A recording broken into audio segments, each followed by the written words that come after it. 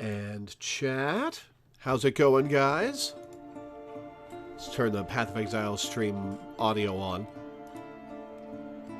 Welcome to the Path of Exile Lake of Kalandra expansion reveal stream. We're going to be watching along, checking out what it is.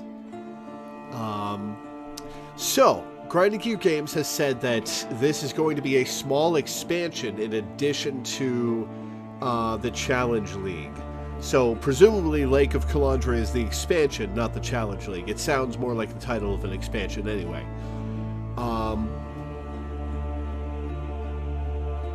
Kalandra, in the lore, is the being that created... The Mirror of Kalandra is an item in the game that lets you duplicate any non-unique item to get a perfect copy of it. That can thereafter not be modified, but that still lets people copy the best items in the game. It is obscenely rare. I've played for like 6,000 hours and I've never seen one. They go for a lot of currency. Kalandra herself, who the mirrors belong to, or are their shards of her mirror or whatever, I can't remember, is the being responsible for the unique items that you can find multiples of. In the lore, it is lore compliant that you can find multiples of the same unique item, because Kalandra used her mirror to copy her more powerful mirror to copy the... Oh. I'm going to turn that down a little. Used her more powerful mirror to copy the unique items perfectly. This is my happy place, Exilecon 2019. Welcome.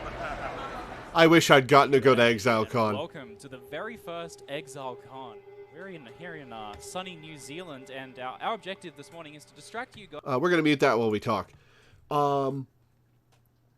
So the Lake of Kalandra is... we haven't had lore about Kalandra in a decade. Since before 1.0. Do you think we'll get a new mirror? We're going to get something related to copying items, I'm sure. Maybe there's going to be something we can... a crafting station we can use to copy items or copy mods off of them. God, Chris was so nervous at Exilecon. By the way, one of my 2 Path of Exile shirts.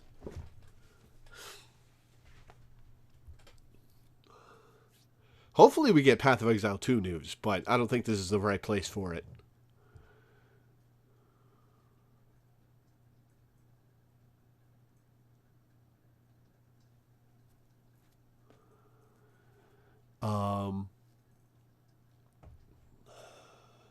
The other thing we've had teased is that there will be 3 revamped for past league mechanics. And there's been a lot of speculation as to what those will be. I don't think Ultimatum is going to be one of them, which is a shame because they've been teasing that for a while. They said they're completely reworking it in a cool way, so we don't know what that's going to be.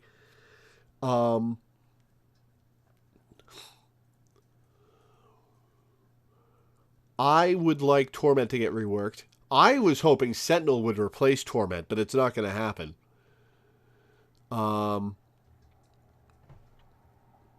It might be a boat league. Who knows? It is on a lake. That would kill the meme if it finally happened.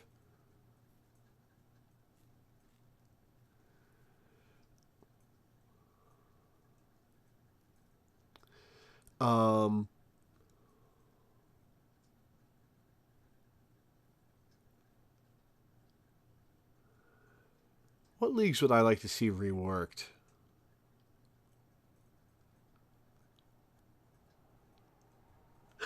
Bring back Talisman. It'd be interesting to see Synthesis come back in some way.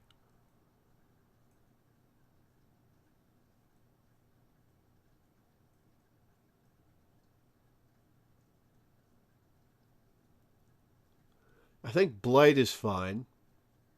I think the master missions are fine. Well, Einhar needs more and better crafting options, I think. The storage system needs a rework, and...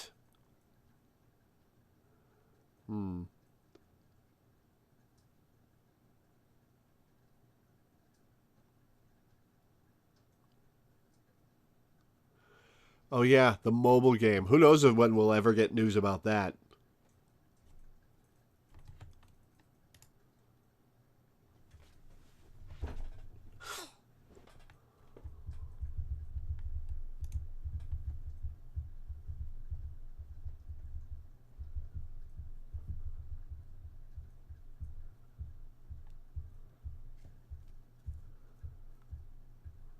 I would like some news about Path of Exile 2. That would be pretty cool.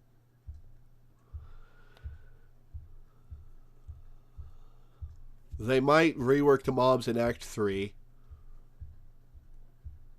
Hope we get a league where we help Lily Roth loot the Undersea City. That would be pretty neat. Hopefully they do a better job with their voice acting. If they went that route.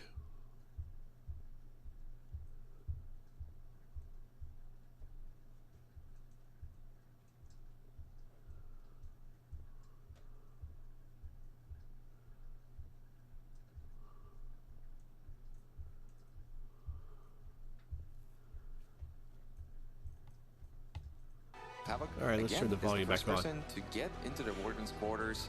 We have a breaking announcement. So we're going to restart the race, and I'm sorry, we screwed up. We are up once again, ladies and gentlemen. Welcome back. Waggle! That is... The race was pretty cool. It's already in the second zone. When did that happen? Where RNG does come into play, a lot of you. Oh! What? Wait, what? Is that a tabula rasa for Tainted Killer? And having exactly that experience here, only just managing to slip between the two ice shots that would have ended his life. These gaps are getting huge. Something, nope. Just, oh, he doesn't even look at him. He didn't even look him in the eyes. Tide 23 takes it. Congratulations to Tide 23 for a just monstrous display. Oh yeah, Tainted Killer got a tabula and didn't even win. Phenomenal racer. They talked about how currency and crafting will work in PoE 2. They aren't appreciably going to change. They're getting rid of Orbs of Fusing to because of the new gem system where everything's a 6-link. Or where everything can be a 6-link based on Jeweler's Orbs. Thank you everyone for a really good Exalecon. Thanks. Thank you so much. Thank you so much. Here we go.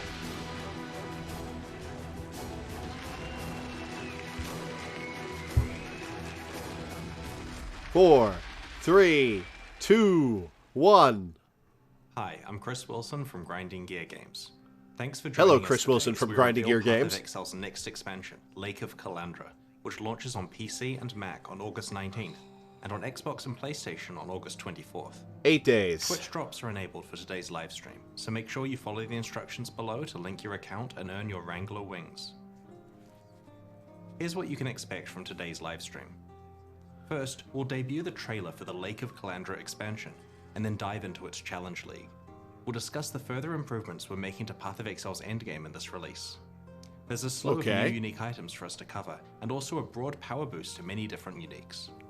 We've got a selection of new skill and support gems to reveal. They've been showing off some of the unique item rebalance then we'll cover more details recently, and there's been some cool stuff in there. Perimsar is going to have 100% conversion of our live physical to cold. Q&A session hosted by Ziggy D, where you can ask me your questions in Twitch chat.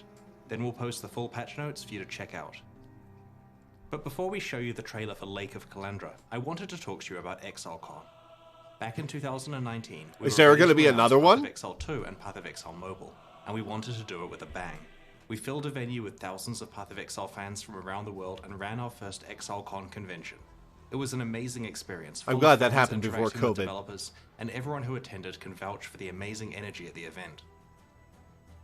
Announcing Path of Exile 2 on that stage was one of the highlights of my life. Since then, we've been hard at work on Path of Exile 2.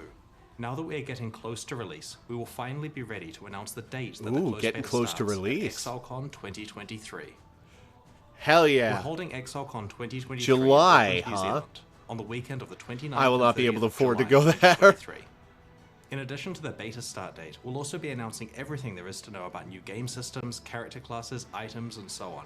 Attendees will be able to play Path of Exile 2 and Path of Exile Mobile, see all the presentations live, meet our development team, hang out with their favorite streamers, and much more. Oh, that's why they haven't released The Path first of wave Exile tickets Mobile. will They're go on saving sale it for in 2 Path of weeks. Exile 2's We'll make a release. news post tomorrow with more information so that you have time to determine if you're able to attend before the tickets go on sale. We are so excited to finally talk about what we've been working on, and to let some of you experience the next generation of action RPGs. I cannot afford to go to meantime, we have a Exilecon, but I strong really lineup wish of I Path of could. Exile 1 expansions underway, and today we're proud to unveil Path of Exile Lake of Kalandra, which launches next week. Here we go.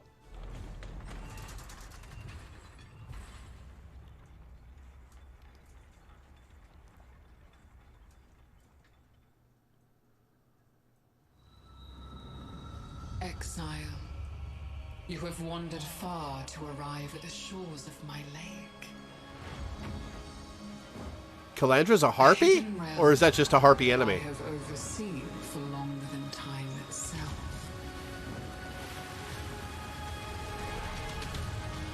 This is a funky aesthetic. These waters harbor deadly secrets. Alright, so arena fights.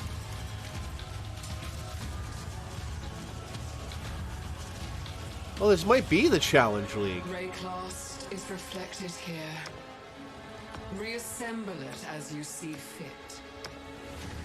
But the Oh, is this kind of synthesis? reality This is synthesis too! Ooh! that strikes back.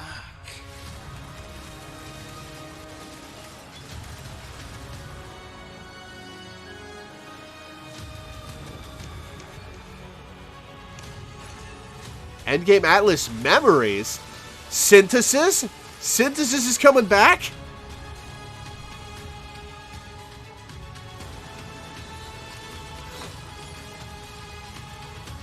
Holy shit, are we getting Synthesis back?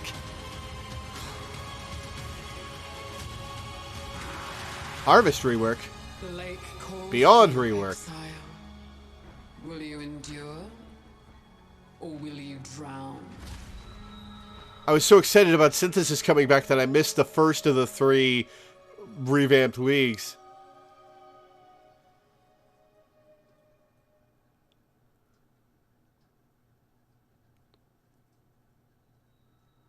In the Kalandra Challenge League, you will travel to the mirrored lake that granted Kalandra her powers of reflection. We want you to experience the story for yourself, so I'll avoid spoiling the details here. When you get to explore the league next week, you'll find out more about Kalandra and her motivations.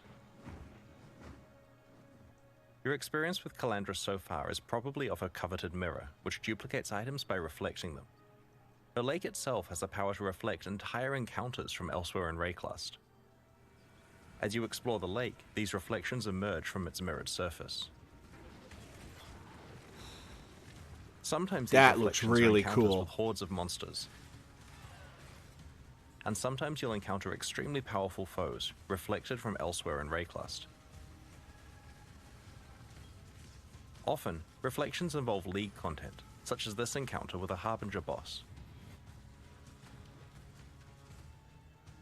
As you play through the league, you'll occasionally encounter a set of columns protruding from the ground, with a mirrored tablet on top.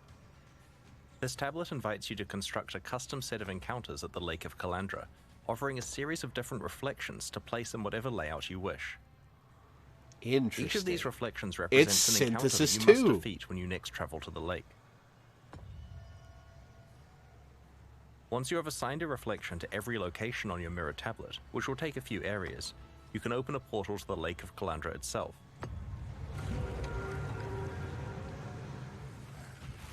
It's There you will get to Synthesis experience these 2! reflections Better of this Rayclast time. As Kalandra manifests each encounter you have chosen.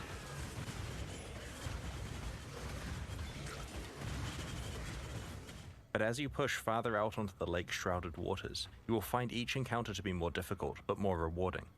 This difficulty value counts up by 1 for each location away from the entrance the encounter is. Players wanting the best rewards will try to engineer tablets that have long, windy strings of encounters, reaching very high difficulty values by the end. To do this, there are occasional options that can be chosen which allow you to move and swap the entrance, reflections, and water tiles on the tablet. Additionally, as you progress through the league, you'll be able to unlock special abilities that let you manipulate the options you have available on each tablet. If you don't like any of the choices available to you, you can earn the ability to skip picking one entirely. The next ability is even stronger. It lets you re-roll the list of options so that you can immediately pick another one. Finally, you can earn the ability to exile a choice entirely. For the rest of this tablet, that choice will no longer appear. Interesting. Once you reach maps, you'll be able to itemize your mirrored tablets so that they don't have to be played immediately. Oh, cool. They can be stored for later or traded with other players. Those names do not tell you what's in them. To attempt your mirrored tablets, there are many types of rewards you can find. An encounter that is based on a past league implicitly grants the rewards from that league, but with extra juice so that you're not missing out on bonuses you'd have obtained if your Atlas tree applied to the lake. Other encounters that aren't based on past leagues generally yield a reward chest that rises out of the lake when you complete the encounter. Certain reflections grant you access to a new variation on rare items, exclusive to the Kalandra Challenge League. When you complete the encounter, you'll get access to some reflecting mist, which presents you with a difficult choice. It generates a rare ring or amulet with an unusual set of mods. Some are very high, and some are very negative, which hurt your character. Why would you ever take that item? 24 cold damage and 62 max mana for all those. Ones are now positive and vice versa. Oh, inverted mods. Okay, I take it back. That's cool. You just completed. You may only. I take it back. That's a cool system. It'll often be a tough choice, with each item having its own strong pros and cons. But sometimes you'll be offered an item where the negative mods aren't downsides for your build, and the juiced up positive mods are very attractive. There are also some special new jewelry base types that you can rarely receive. 105 to strength, god damn.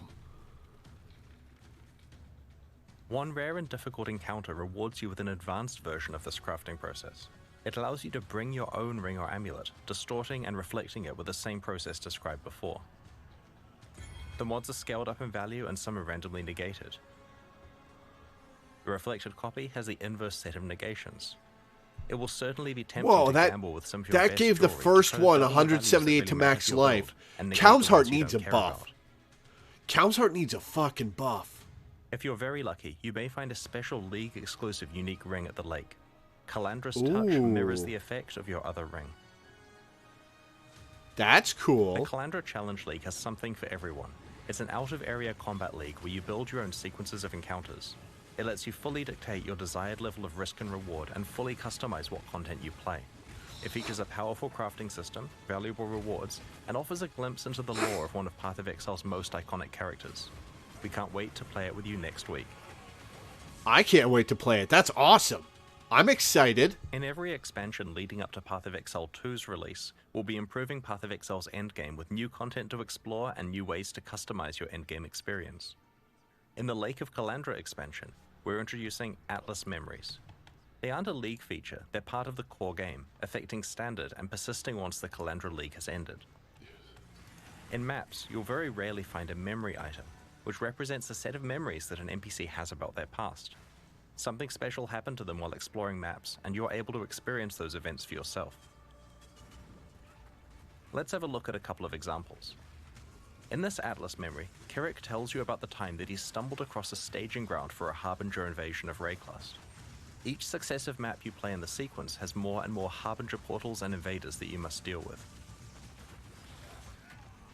This is a memory of Mythos, where he entered a sequence of maps that were entirely the whole thing is breaches, like a Breach Lord's domain. Oh, that's cool. He survived to talk about it, but will you? That's cool. Right-click in that's memory and cool. apply to a completed map on your Atlas. It'll mark out a series of adjacent maps that the Atlas memory will span. That's cool. When you next talk to the relevant NPC in your hideout, they'll tell you about their recollections and will allow you to start exploring the memory. Each map in the sequence is provided for free by the NPC, and you'll be able to roll it like usual before running it. Because these maps are memories of the NPC, they are not affected by your Atlas tree. However, the content is generally as difficult and rewarding as a fully specialized Atlas tree would cause it to be.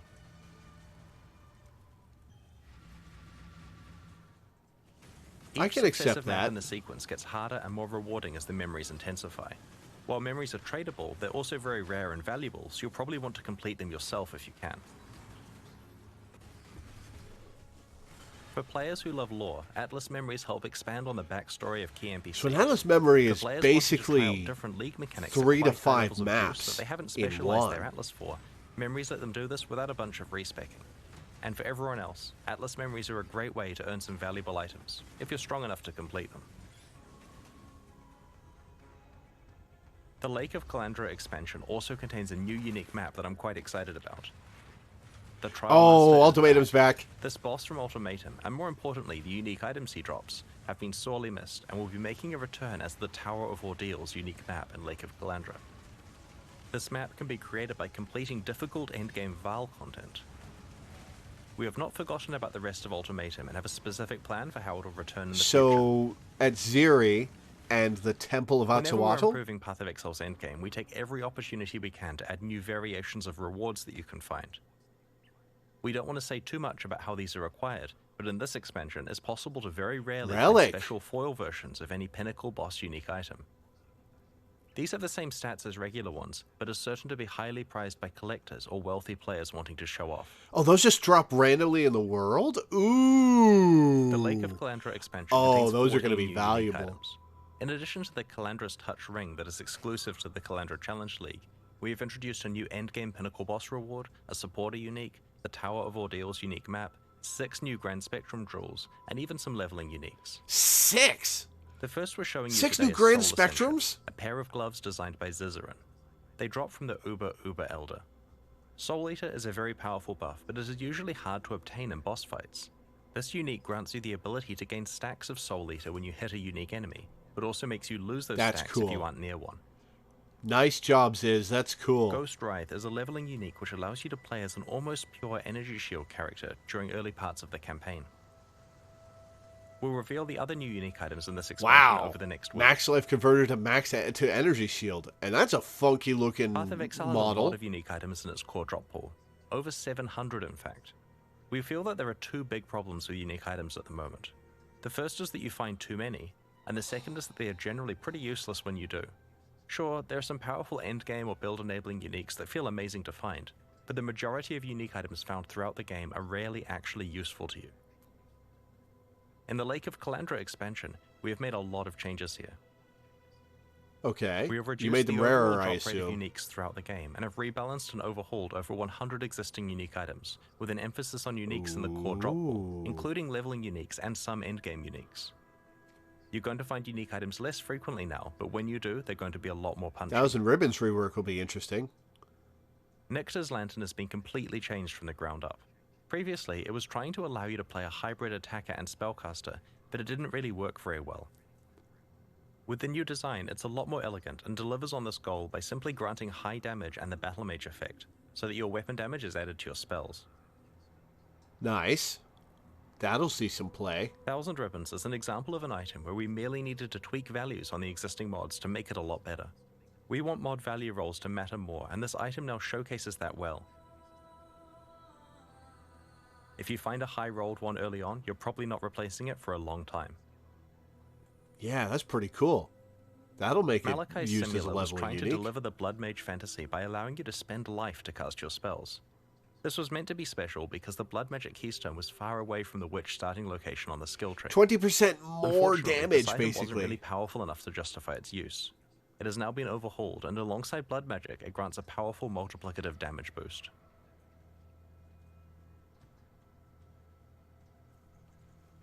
With over 100 uniques rebalanced in this way, your play experience is now punctuated by quite large bursts of power when you find one. We'll continue to examine the power level and rarity of more unique items in subsequent expansions. The Lake of Kalandra expansion includes 3 new skill gems and 1 new support gem. Alchemist's Mark is a new mark skill. Igniting or poisoning the marked target creates burning or caustic ground underneath them, based on the damage of the strongest ignite or poison on the enemy. The damage of the ground effects also scales with Curse and Mark effect, providing a non-standard way to scale your build's damage. Hitting the marked target also refills some of your flask charges. This new skill opens up an extra source of damage for ignite or poison. Oh, hitting the marked target refills flasks. Okay, that is useful then. Flame surge or poison builds that cause fewer, higher damage poisons. That's the primary use of it. This high-level build uses Flame Blast, with 100% of the damage converted to Chaos, to inflict huge poisons on enemies. When Alchemist's Mark is cast on an enemy first, that enemy drops caustic ground when it's poisoned, scaled by those big Flame Blast poison hits, melting everything. Oh, I thought it happened when you killed the enemy, it dropped the ground. Galvanic Field is a new shock-themed spell. When used, you gain a buff, granting a small bonus chance to shock. When you next shock an enemy, the buff is consumed and the enemy becomes energized, repeatedly zapping themselves and nearby targets, a lot like Ball Lightning. If the energized enemy dies, then the energy sits at their location and continues to zap things. Galvanic Field's area of effect and zap damage scale with the strength of the shock on the target. While Galvanic Field is great for any build that shocks, you can even fully build around it, and use a skill with increased shock effectiveness like Arc, to shock enemies and kill them with a ball of death. I'll believe that when I see it. But I'm probably going to try it. Lightning Conduit is another new shock-themed spell. A wave propagates out from the target location, causing lightning bolts to strike all shocked enemies in a large area. The damage is scaled by the strength of the shock on each enemy. Lightning Conduit cannot itself shock and won't hit non-shocked enemies at all, so the challenge with this skill is to find a way to consistently apply powerful shocks to your targets, to make the most of Lightning Conduit's high damage potential and area of effect. This high-level build uses Wave of Conviction to shock enemies, before casting Lightning Conduit until they're obliterated. For longer fights, it can employ Galvanic Field to create a constant source of lightning damage.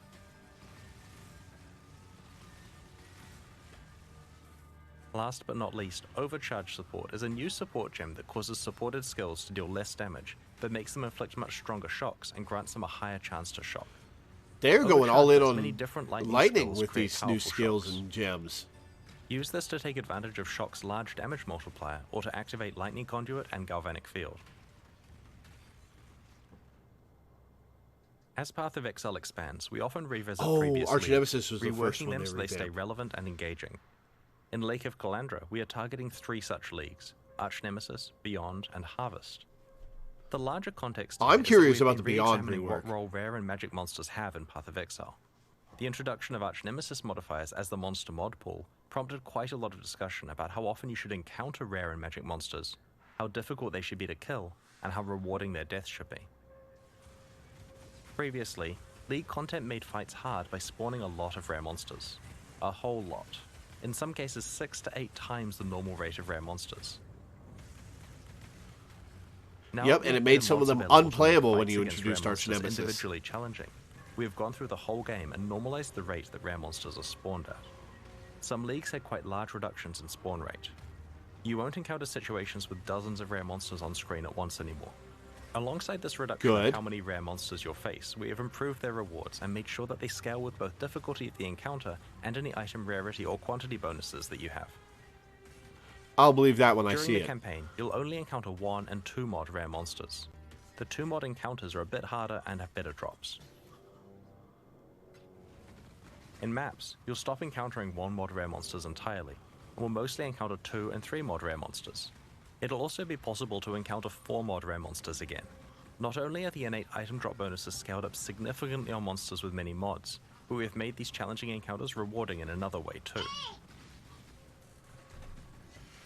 About a third of the more powerful Arch Nemesis modifiers now use a special reward conversion system. For example, if you defeat a monster with a Corruptor mod, all of its drops become corrupted. Okay, that's good. The Solaris Touched mod converts all of its item drops to maps. Whoa. Okay, so they brought back... Okay. The Katava Touch They mod brought will cause back the rarity of its drops to be upgraded the by reward 1 system from tier. the League. So magic becomes rare, rare becomes unique, and so on. Okay, alright, I'm liking You this. can find these conversion modifiers on both the 3rd and 4th mod of a rare monster. This causes them to stack together. So if you kill a 4-mod rare monster with both the Entangler and Katava Touched mods on it, its heavily juiced drops will also be converted to jewels with their rarity upgraded by a tier. Due to the high amount of inherent item rarity that 4-mod rare monsters have, this may result in several unique jewels dropping. This conversion system hopefully is you've fully rebalanced compatible with them, your 'cause item some rarity unique and quantity jewels bonuses, suck. as well as the drop bonuses from all other Arch Nemesis mods. Going forward, we want to make sure that a lot more item reward mechanics scale with your character item bonuses. Get your Magic Find characters ready. As a result of this system, when you do encounter a rare monster with many Arch Nemesis mods, you are well rewarded for the difficult fight. We have also been listening to feedback about the Arch Nemesis mods that can spawn on magic monsters. Too many of them had external visual clarity issues like on-death effects. We have toned these down on magic monsters so that more of them are stat-based bonuses that aren't so spammy. Encounters that spawn a series of magic monsters now make sure to preserve the same Arch Nemesis modifiers between the monsters rather than rolling a different one for each monster. This will further help keep the game state understandable in hectic situations. Beyond was introduced in August 2014, initially as a hardcore-only challenge. Alright, league. let's see what they do It's with 8 years old Beyond. now Hopefully and new certainly has models. several Maybe they issues. take the Scourge models. Firstly, the art. Have you ever really taken a close look at a Beyond demon? It is literally a bandit from Act 2, dunked in red paint. The second issue is its balance. The number of magic and rare monsters spawned is so much higher than the rest of the game, and whatever problems that resulted in before are magnified now that rare monsters are meant to be more difficult. Beyond also spawns way too many unique bosses, which causes its own set of issues. In Lake of Kalandra, we have given Beyond much more than a fresh coat of paint. The Scourge have taken over the realm of the Beyond demons. Yes! The old bandit Beyond Yes! are gone. Summoning monsters from Beyond will now summon Scourge monsters and bosses. We have completely rebalanced the rate that Beyond monsters and bosses spawn at so that it's appropriate for modern Path of Exile. Hell The yeah. new Beyond monsters can now occasionally drop the Scourge League's tainted currency items that allow you to modify corrupt Oh, items. yes, tainted currency. We've also completely revamped how harvest crafting works. Rather than being presented Itemized with a crafting. selection of Itemized options crafting. that must be used immediately, you now receive itemized tradable life force of the appropriate color. Yes! This life force can be used later Wait. in your own time at the Hoarder crafting bench in your hideout. Its crafting options are now priced Oh. in terms of this itemized life force currency. Okay. Tier 4 bosses are now encountered So it's- much more frequently and can drop a key to fight a Shabi.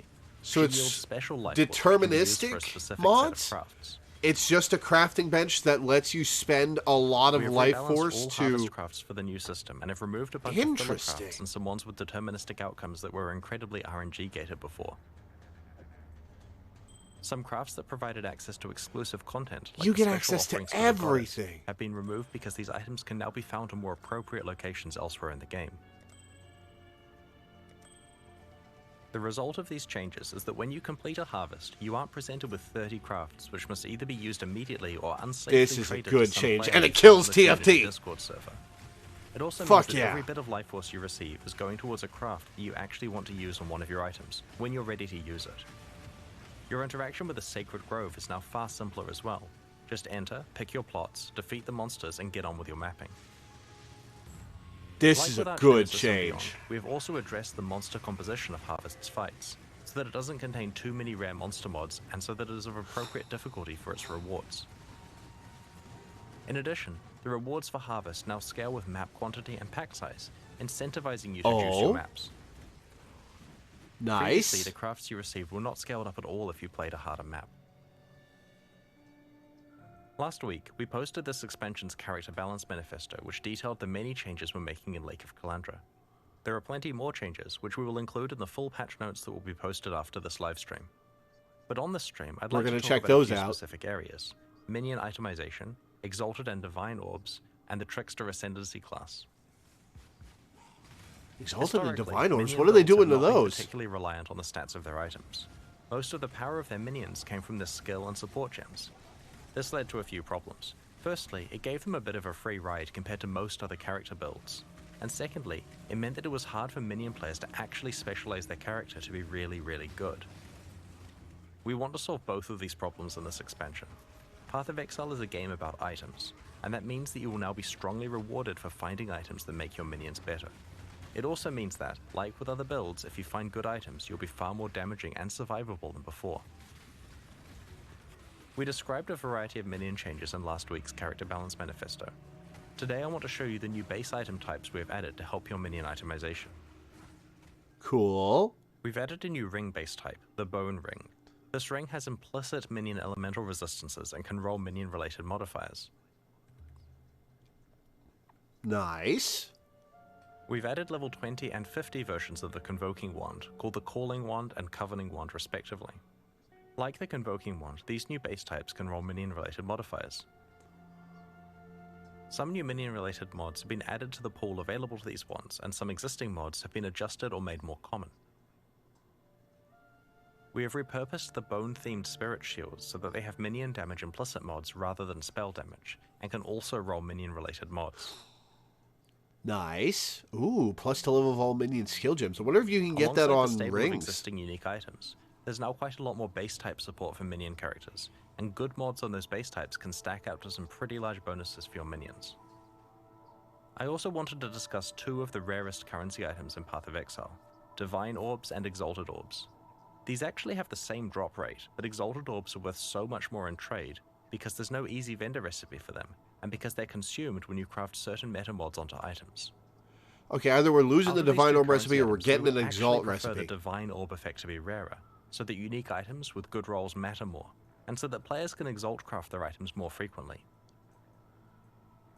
We are making two changes that will impact this. Firstly, we are changing the cost of crafting meta mods so that they cost Divine Orbs rather than Exalted Orbs. Huh. Secondly, we are changing the 6-link vendor recipe to grant 20 Orbs of Fusing rather than a Divine Orb. This change will result in Exalted Orbs being far more available for crafting, and Divine Orbs less available for re-rolling mods on items. It'll certainly be interesting to see what the de facto trade currency becomes next league. It'll still be Exalted Orbs, Chris. Come on. Next, I'd like to talk about the Divine Trickster Orbs have Ascendancy one class. use. We haven't been happy with the state of this Ascendancy class recently.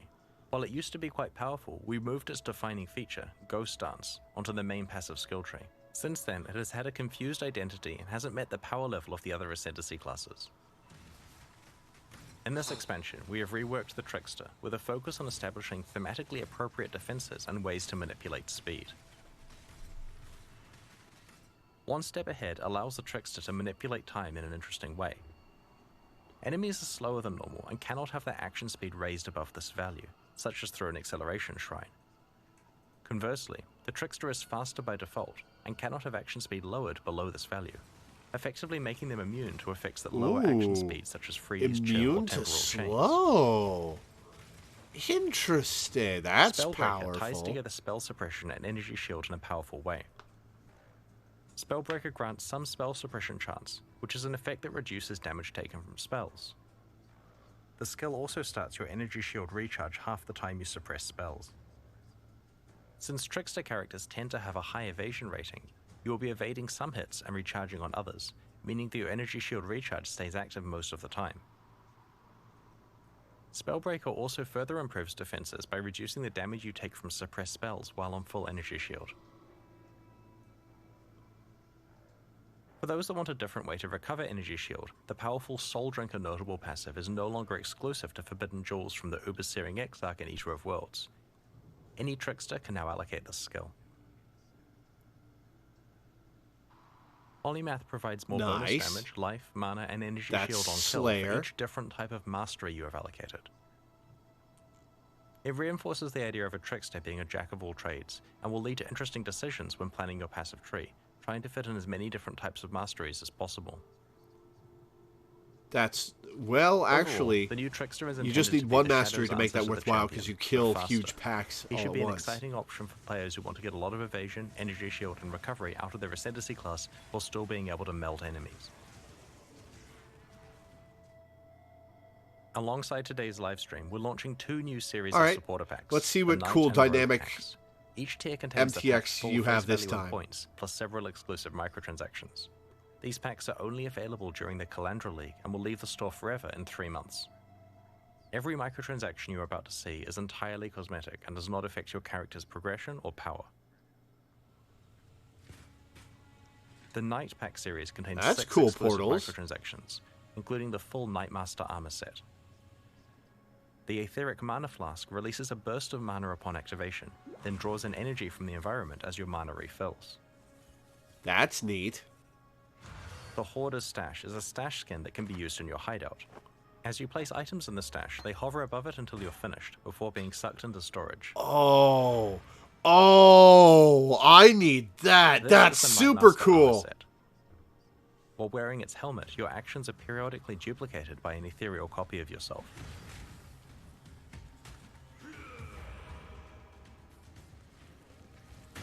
The Blood Scouring Cloak absorbs blood as you slay monsters. It tracks your kill streak and cleans itself off when the slaughter ends. The Ring of the Victor causes a podium to rise up underneath you when you are standing still, elevating you above other players. Seek refuge here. The Warlord's Lieutenant Portal summons a warrior spirit who will greet you, cheer you on, and commend you on your actions. Onward to battle.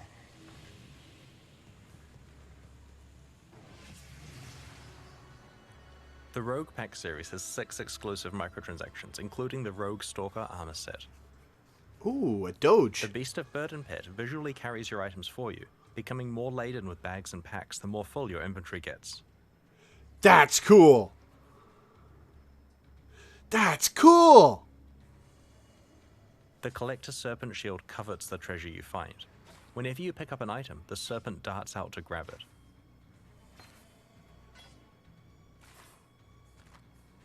Alright, that's kind of neat. This is the Rogue Stalker armor set. While wearing its gloves, critical strikes cause blades to appear and slice at your enemies.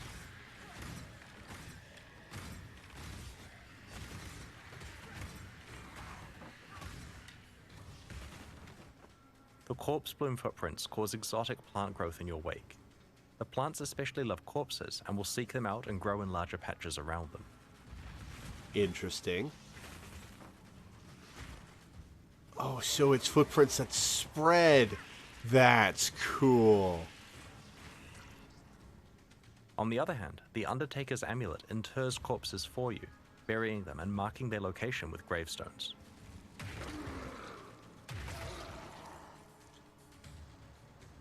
Alright, that's fine. The Unstable Explosives back attachment That's going to is get in not the for way faint of heart. As your life gets lower and specters. lower, it gets closer and closer to exploding. And when you die, your party members will certainly feel it.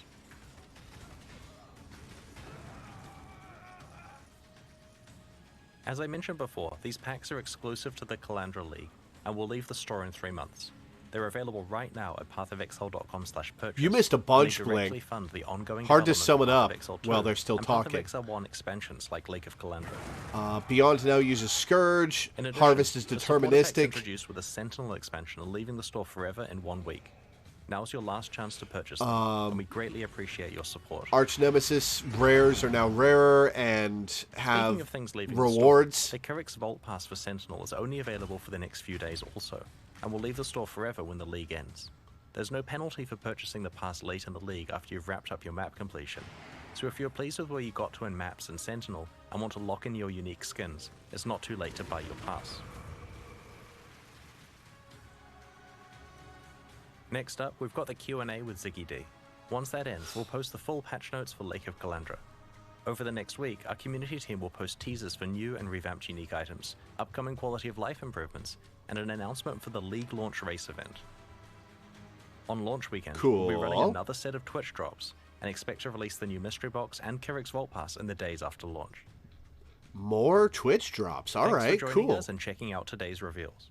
We can't wait to see you in Raycross The on wing August drops 19th. have been We'll going begin on the during Q&A the in a few stream. I moments, don't know how so long please you get have to your watch. questions ready in chat. Maybe an hour? Might be half an hour, I'm not sure.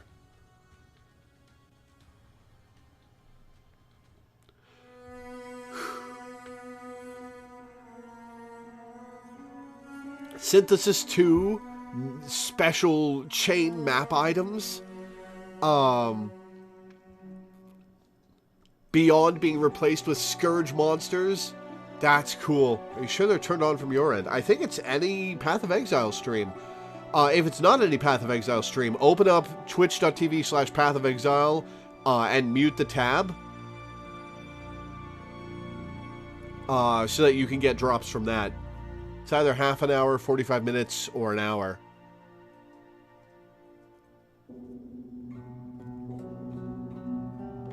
Let me check. Path of Exile. Enabled for all Path of Exile streams until 10 p.m. Pacific. Cool.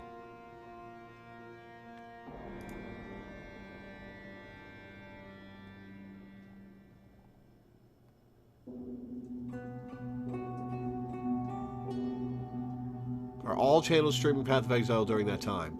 45 minutes of accumulated watch time during this period.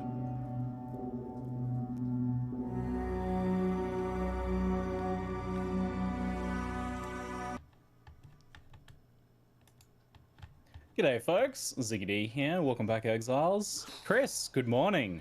Hey, good morning. Excellent to have you back for some Q&A action after some very big announcements. Firstly though, super exciting news about Exilecon returning next year.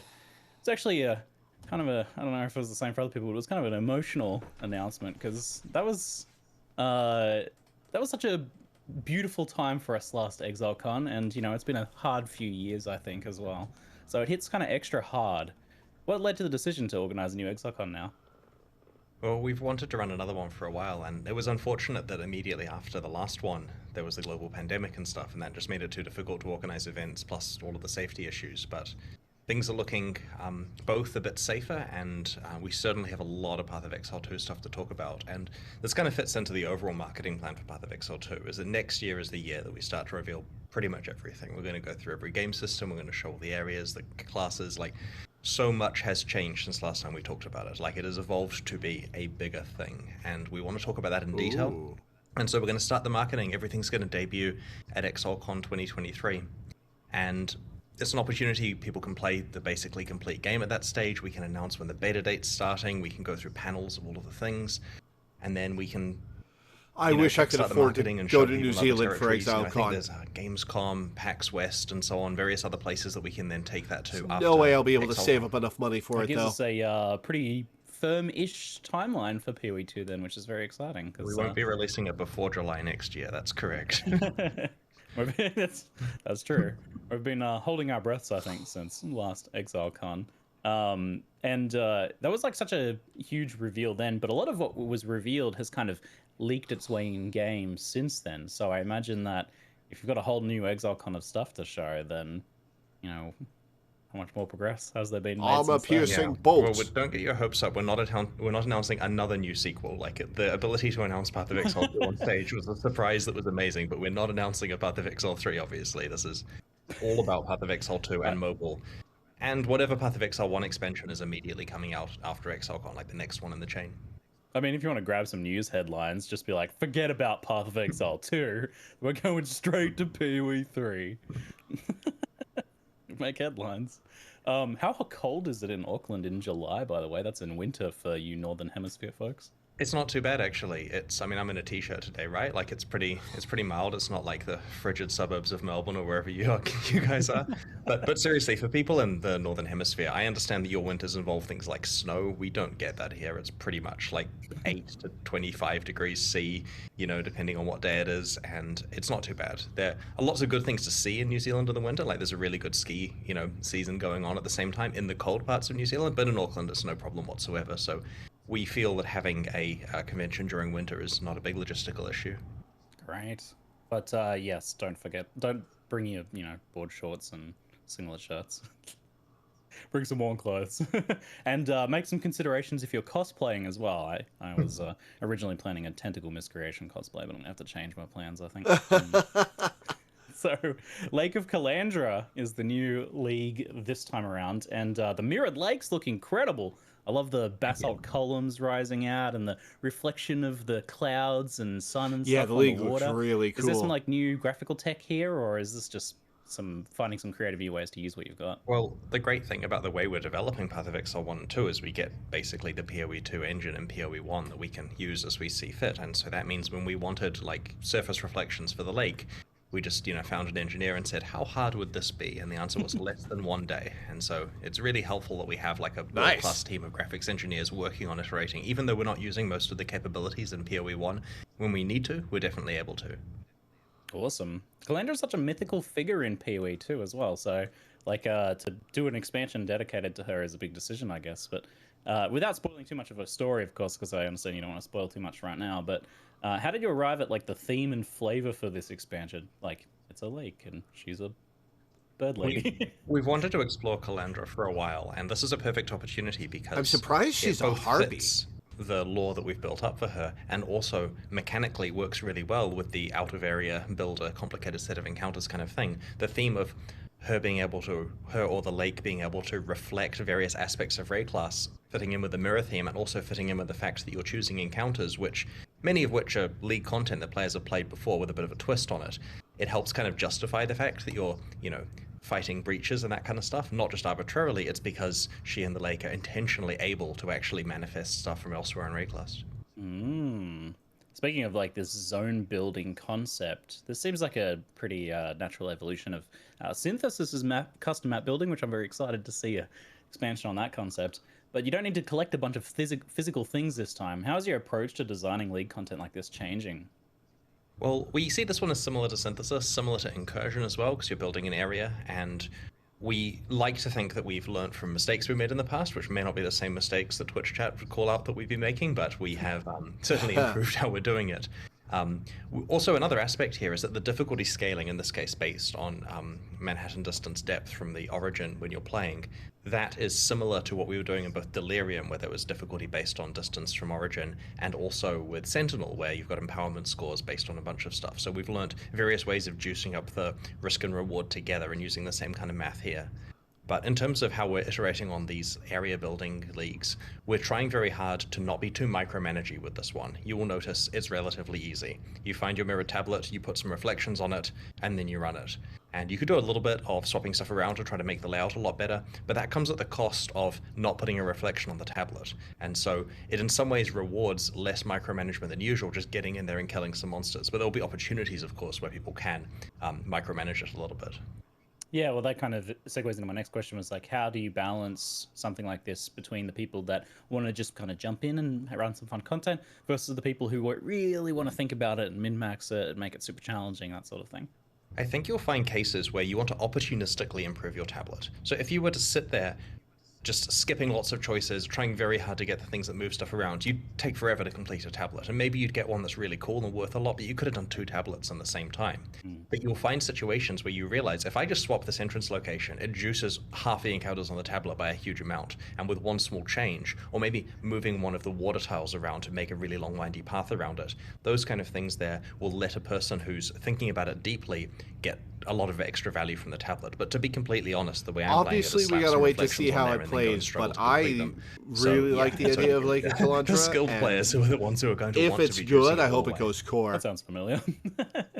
How many maps does it take on average to build a mirrored lake at endgame?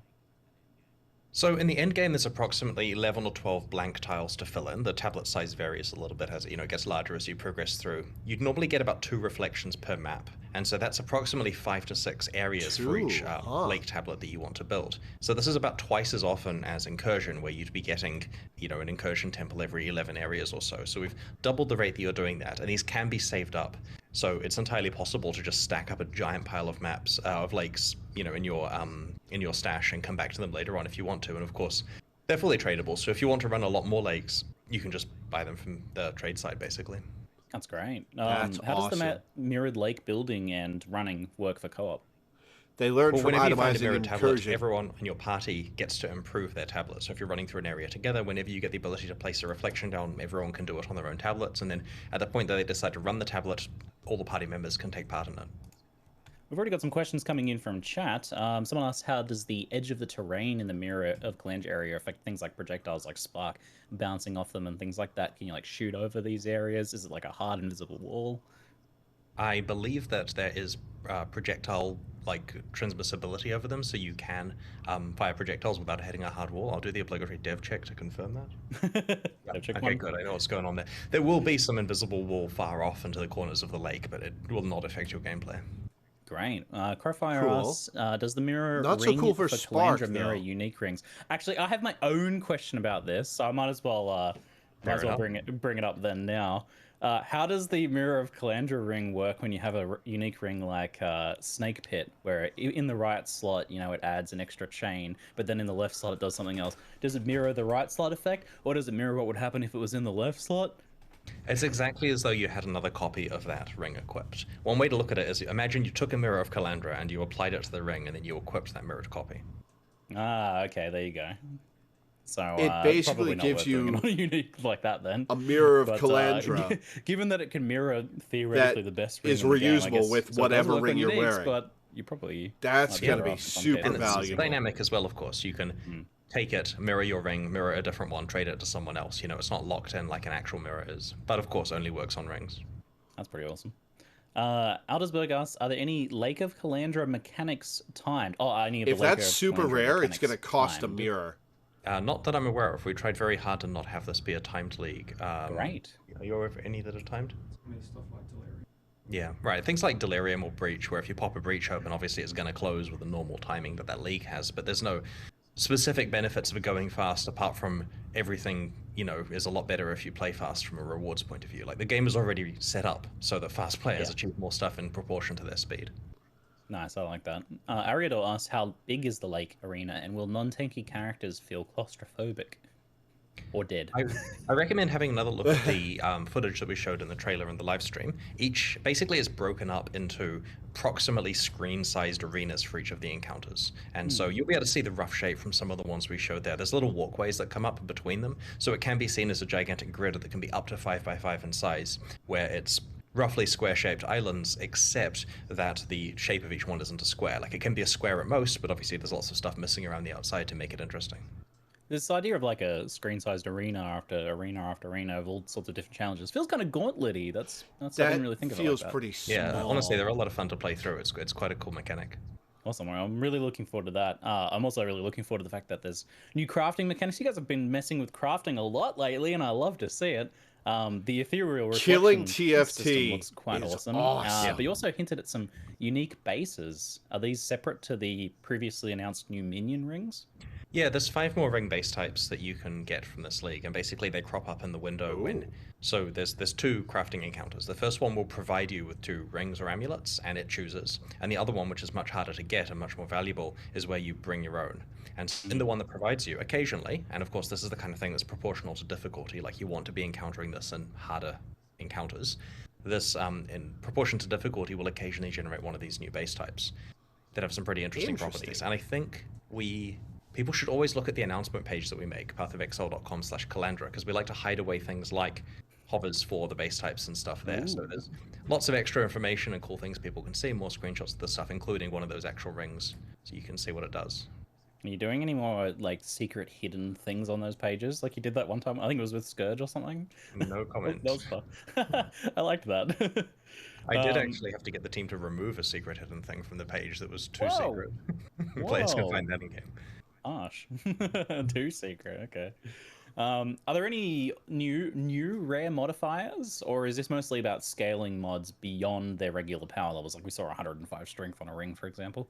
Other than the implicits on those new ring base types, of which there are 5 sets, there are no new rare modifiers that spawn on the items, and that's mostly because getting things like +2 skills and, you know, more than 100 life on rings and amulets is pretty bonkers. So yeah, like, if the dream here is that you get one where the drawbacks, like, let's say you're playing a Resolute Technique character and you don't care about crit, and you also get like some damage over time stuff, and those things are reduced. You weren't using them in the first place, you were playing some other build, and everything else is juiced up to more than double what it initially was.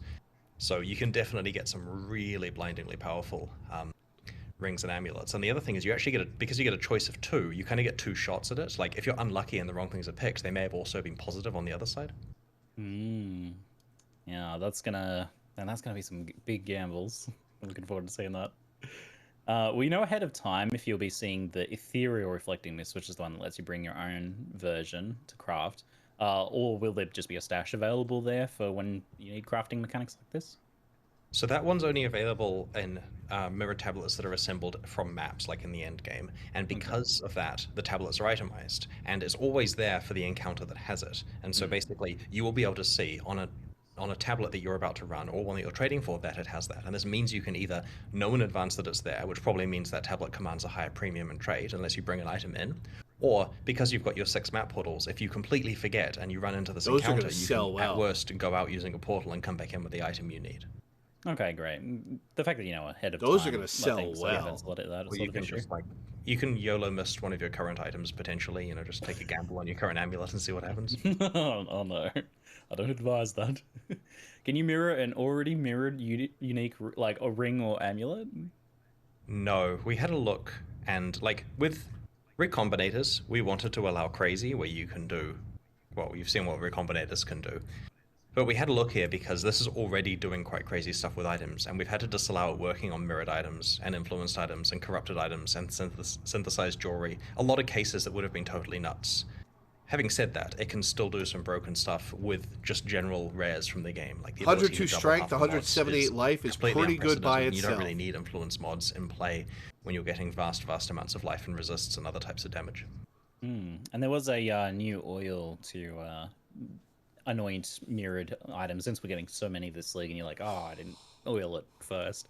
Is that like super rare, or is that pretty accessible? It's roughly as available as the Tainted Oil, but you don't need to complete corrupted blighted maps. You can just get it from regular blighted maps. And of course the intention here is that now that there's a lot of mirrored amulets floating around from this crafting system, you don't feel like you're missing out on an anointment by using one of those. Owler asks, is there a plan for the quarry or glacier run to the tablet mirror and not kill monsters? This is like quarry farming mirror. How does the mirror spawn, like the tablet spawn, I should say? My understanding is that the mirror tablet does not spawn if you are massively over level for the area, which is what we've done for years with this kind of stuff. That may mean that you can essentially assemble pre-map tablets, right? I'm not sure of the exact, like how punitive we've come down on that, but they won't have the various reflections that can occur in map content. So by playing pre-map ones, you can't itemize them, you have to run them on the spot, because to stress, map and above tablets are itemizable. Campaign ones have to be played as you complete them. So it's not a good way of farming for trade value that way. Having said that, you may be able to still run quite a lot of tablets just for the regular rewards from them. Yeah, we've mostly seen low-level farming methods like that pay out when the mechanic rewards a lot of generic currency. Do you think that'd be the case here, or? I mean, the encounters are rewarding, of course, but the rewards are generally themed around the type of content it is, right? Like if you're playing a breach encounter, you're getting splinters and that kind of stuff as your reward from that, which of course is, you know, fungible with generic currency. You can certainly trade that. But my advice would be just push onto maps and actually play properly, and you'll get plenty of tablets. Like, we're not in a map starvation kind of system at the moment. Like, you've got drifts of white maps to play if you really want an easy encounter. Speaking of mapping, let's talk about some endgame improvements, in particular the Atlas memory system. What sort of goals did you have with this new system? Tell me more. They seem like they would help with both pacing of the endgame mapping, but also creation of like a story thread to follow between chunks of maps. Not much else is happening potentially. The Atlas memory stuff is really cool, actually. Like, I'm low-key as excited for this as I am for the actual league itself. It's just that because they're that's super cool. You know, moderately rare. It's something that only, you know, people that actually get into red maps and stuff will be interacting with. So it's not quite as broadly applicable as the league. But the important part is we promised that every expansion we're doing until Path of Exile 2, we're going to try to make some improvement to the end game. And so this is an alternate way of playing. Well, I'm liking the improvements you're already making. And we've designed these to be fun, rewarding, and kind of crazy. Like, we're low-key hoping that certain team members don't actually check these out before release, so we can release them in a really punchy way, because I get the feeling that the fun police may try to turn a few of them down. So an example was, I was playing one yesterday where I was asked, can you please try this one and let me know if you think it's over the top? And I join that one, and the theme of it is that there are gangs of rogue exiles that you find like in roaming packs that are trying to hunt you down. Oh, cool. And the map I played had 100 rogue exiles in it. Now, I can't promise it's going to Jesus with that number, but it was certainly nuts. And so I kind of want to emphasize These I'd aren't settle for incredibly 50. common in maps, right? Like, you do have to play a bunch of maps to find one. And because there are a bunch of different types of them, individually, it's hard to actually get the one you want. And so because of that, we can just go a bit overboard with the rewards. Like, we can do crazy stuff, and it lets us also, like, here's a key thing with the end game stuff this year. You have to juice your Atlas to get full rewards from content. And that means that if you want to try out, what is it like to have some silly breach stuff going on, you have to go and specialize your Atlas in breach, and that requires a bunch of respecking. With Atlas memories, you can just go and find a breach memory, and that's essentially fully juiced for the most part. Like, obviously it varies from one to one, but our goal here is you are not missing out on anything by not specializing because your Atlas doesn't apply to it. And so you get some pretty nuts stuff going on. Some of them make you feel like a god power-wise. Like, there are ones who are entirely about some cool thing happens to you and you get to go and experience what that's like. You'll see some situations you don't normally see otherwise. There's some really cool stuff in here I kind of don't want to spoil, because I'm looking forward to the moments on Twitch streams where people find these that everyone's like, what is happening here? Right. Yeah, and of course, it's a good opportunity to explain the backstory of NPCs, right? Like, an example is one of the people here who has Atlas memories. I hope So there's can talk voice about who has acting. them. In this set of Atlas memories, it's Carrick and Alva and Einhar and Nico are the 4 that we went with, and this means we can do more in the future with other NPCs. But everyone loves Einhar and his craziness, and his interaction with these things that he barely understands himself, but certainly wants to make friends with all the beasts in, is quite cool. And for someone like Carrick, for example, he's running the military side of the Atlas exploration. He's got a vast backstory of what happened leading up to his, ability to have this role at the moment. So this explores a few of the things he's done in his youth and interesting things he's encountered in all the mapping that he's done. I'm really excited that you're expanding up like the lore and story of the endgame stuff, because we mentioned synthesis earlier with Kalandra, but that was another big part of synthesis, is it had a ton of lore for like characters and mapping and stuff like that is kind of this is disappeared. huge So for the lore. something back. Synthesis is actually quite important canonical Atlas lore to a large extent. Yeah. And, it's not off the cards to bring synthesis back. Like, us doing Lake of Kalandra doesn't mean we're not going to potentially do that. It's just that these leagues happen to be moderately similar, so it does scratch the itch a bit, but in a much more accessible way. Cool. All right. You mentioned that this mechanic also helps a bit with like the concept of Atlas passage tree lock-in.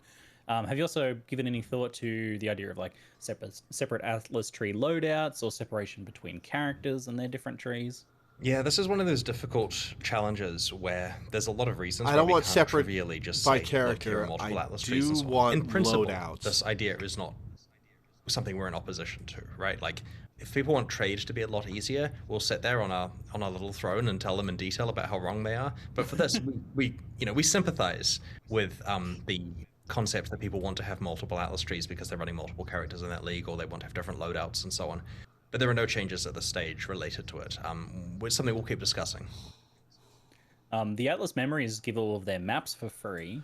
You can like craft them in their little window and everything, which seems like a nice buff to map progression. Sustain's not really too hard these days, but still getting those initial unlocks is good. Do these count as like That's why Atlas they're rare completion when you do these maps? Yes. I should note, though, they only spawn in quite high-tier maps, and they are quite valuable. So you're probably going to have large completion by the time you get them. This is not a thing where you're completing your white maps with it. Like, I forget the exact tier they kick in at, but it might be like tier 14, for example, like a red map kind of thing. There's certainly very endgame, very juicy stuff. Now, you have to apply it to a completed map, but the ones that it snakes out through, which generally goes up tiers rather than down where it can, my understanding is that can go through uncompleted maps and does give you completion for completing them. Now, I haven't actually fact-checked that. That's more of a, this is how it's meant to work. And so, we'll confirm. Like, we'll announce if it is not going to work like that, but my understanding is it should do. All right. Do the memories like avoid each other on the physical Atlas? And does that mean you can do some weird like memory blocking or something like that by applying multiple memories? We looked into that. That would be cool. Instead, we made it so that they can fully overlap each other. You can apply multiple memories to exactly the same starting map if you want to. They can go on exactly the same path. I mean, they probably won't because they snake randomly. And again, to emphasize it, you should expect these to not be particularly easy to get. Like, yes, people will have multiple running at once occasionally, but they probably had to trade to get those. It would be rare for a person to have multiple concurrently going based on naturally finding them. How do you get them, by the way? Are they just a random drop? Yep, they drop. Not often. Yep. Okay, now expectations are set. He's emphasizing not often. Very good. What happens if you fail, and can you fail, I guess? the Atlas memory map things. I mean, you can certainly run out of portals, but you can still play the next one in the sequence. So it gives you your entitlement of having the ability to try to go for the rewards of each one. Now, if you do fail out and don't have any portals left, or you die in hardcore, you're not getting the drops that you would from the rest of the encounter, obviously, so that sucks. But yeah, technically you can still go and play the harder ones, but I don't see how you're going to do any better at the harder ones in the sequence, because they ramp up a lot. True. Maybe you just had a bad day in one particular map. Yep. Will there be any changes to the Atlas passive tree for the 3 league mechanics that have been changed? That's a good question. So my understanding is that we did change it, right? Beyond. Yeah. So less so for Arch Nemesis, but for Harvest and Beyond, there were changes related to the passives. I don't think we released the Atlas tree before release. I'm not sure. That's a good question as well. So either way, it's changes in line with the theme of what we've been doing with these. Hopefully leagues, it's in the patch notes. Not going to be too surprising. Okay. The Tower of Ordeals, the ultimate which we're gonna go through on stream. By it's the way. created from difficult endgame Val content was the terminology. Is this like Val temple maps or is it something else? We want people to work it out. Like, it's a variety of I'm stuff. guessing it's Zeri, Atsuatl, and you do Val several Temple. pieces of content. You get some pieces that you can put together, like making Harmagy uniques. You place them next to each other in the inventory, and it's go play some Val content, see what drops, post it on Reddit. It won't be too hard to work out. Give me like a new fragment set or something for these. Oh, okay. Yeah, I should clarify with that Atlas tree question. The details will probably be in the patch notes that we're posting as soon as we finish talking. So people won't have long to wait. It sounds like there's some there's like some sort of creation process here. Does that mean we can influence the roles on the map in any way, or are those random and we get what we get? It spawns random roles, but it's corrupted, so you can't influence it. So that means if you want to try to get good mods on it, you'll have to, of course, complete said Val content many times. All right. On new and rebalanced uniques now, we asked about the ring, so I can skip that one. But is the lower drop rate of uniques global, or is it specific to the newly buffed uniques? And does it affect unique drops from specific bosses at all? So it doesn't affect guaranteed boss drops. It is a global change, but we've gone through and reassessed the rarity of each unique. Fuck off, We've kind of taken the old system, put it to one side, gone through every unique and said, why is this one quite rare? We should have it be common, and so on and so on. And overall, this means that you are finding fewer uniques per hour that you play. But the difference between the uniques is quite staggering. Like, I would much rather find one item per time period that I can actually use or has some trade value, rather than, and hypothetically, a bit more than one item, which is probably useless. And so it does feel quite different now. And yeah, no one likes to hear the drop rates have been reduced, but the game was really spamming you with uniques and it's probably gone over the top. And that's because we don't post in the patch notes every time we implicitly increase the drop rate of uniques in the past. We just happen to increase it too much. When you make a change That's like fair. this, do you think, people are going to have less alks? And then like change the drop of alks or something? Or There were other currency items I was focusing on this league. Indeed. Yeah, getting the tainted currency back you've got is a long huge. list of uniques getting changed here, but as mentioned that there are just many more in the game. There's so many now. Are tainted currency going to be in the currency tab? Like this, and the buffs themselves are pretty substantial for the most part. People can feel a bit sad about whatever ones didn't make the cut, for example. I don't think I saw Voltaxic in that picture. Sad.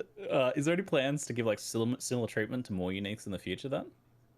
Yeah, we will be. We plan to iterate on more uniques and other expansions. We're just not sure of the timing of it. I mean, we've done unique revamps in the past. This was an expansion where we happened to have balance capability lying around in the unique department that we could use for this, and it felt like the right time for it. So yeah, expect more improvements, but we're not promising that we'll do every other unique in the next one. People want to know what the process is for creating unique items for Uber Pinnacle bosses, like their design, working with members of the community, and how that's all going. We had one new on this league, it looked like. We have been running a league launch race boss kill event thing for the last couple of leagues, and the way that works is that historically, for the last two, people who were the first to kill all of the Uber Pinnacle bosses got ranked in order and then had the ability to design unique items. And that's resulted in some really cool stuff, like the Zizaran gloves that are in this expansion and a bunch of ones in the last one. Well, we ran into some problems. The first problem was that the same people are having to make the same uniques, and while they have won the competition multiple times, the same people are getting to make multiple uniques, which isn't a problem from a fairness point of view because they're winning the competition, but it's a problem when Ben gets to make like half a dozen or something like that because he will run out of ideas after a while. In addition, these content creators, and they're often content creators who are winning these because of skill and so on, often don't have the time to actually fully engage with our design team in the relatively time-consuming process of making these because there's other things happening. And so we only had one out of a backlog of I think 6 or 7 pending uniques actually make it in. And so we're going to be putting a bit of a deadline on it where the creators who still have uniques pending there, we're going to release them in the next expansion with or without their input. Ideally, they will. We're contacting them basically, but yeah, ideally you've got months to actually go and get it, the process finished. But we are planning to actually release these because the players want their uniques, and we're going to give them. So the earlier and faster you can work with us, the more stuff we get in. Now we will be running another race event at the start of this league where there are some cool prizes, and we'll be talking about that this week, but we're not going to be giving out more unique design slots at this stage, partly because we still have a whole bunch we need to finish. And so we found some other cool stuff that people will probably enjoy, and we'll post about it in the news this week. All right, get on it, eh? Get on it, guys. All right, let's talk about some skills and support gem stuff. Alchemist Mark is one of the new revealed Mark skill, taking the Floss Charge generation off what used to be on Poachers, I believe, or I can't remember which one it was. Poachers. It also creates a ground effect based on like the biggest ignite or poison on an enemy. This seems very good for like ignite builds or big single hit poison builds, but doesn't seem very useful for most poison builds, which scale by stacking a lot of smaller poisons. Is this the case, and is that just okay? Yeah, the goal here wasn't to just say all poison builds have an extra thing that they have to stack on in addition to everything else. The goal here was to enable builds to exist that use single big poisons and ignites. So we're trying to open up more space here rather than just buff an archetype. Oh, that's true. Like, well, we saw like the Flame Blast poison stuff. Does that mean Consuming Dark is one of the changed uniques, by the way? All right, don't worry. I think that all the changed uniques are listed in the patch notes. Nice. And for reference, I would much rather just say they're in the game, go have fun, but we have listed every change as far as I'm aware, so it's all there. Spoil it, Wow, so all the uniques are getting spoiled. As soon as I finish the Q&A, let me just stall for a while longer. We could stop right now and people have that come on, Ziggy. And keep going through the question. I'm not gonna stop until Bex tells me to. I feel really bad for the person that has to write up all the changes if I was wrong and they aren't listed there, and then the community expects them, and that's their weekend gone. Sorry, Bex. Later, Blink. Thanks for hanging out. Seem very cool.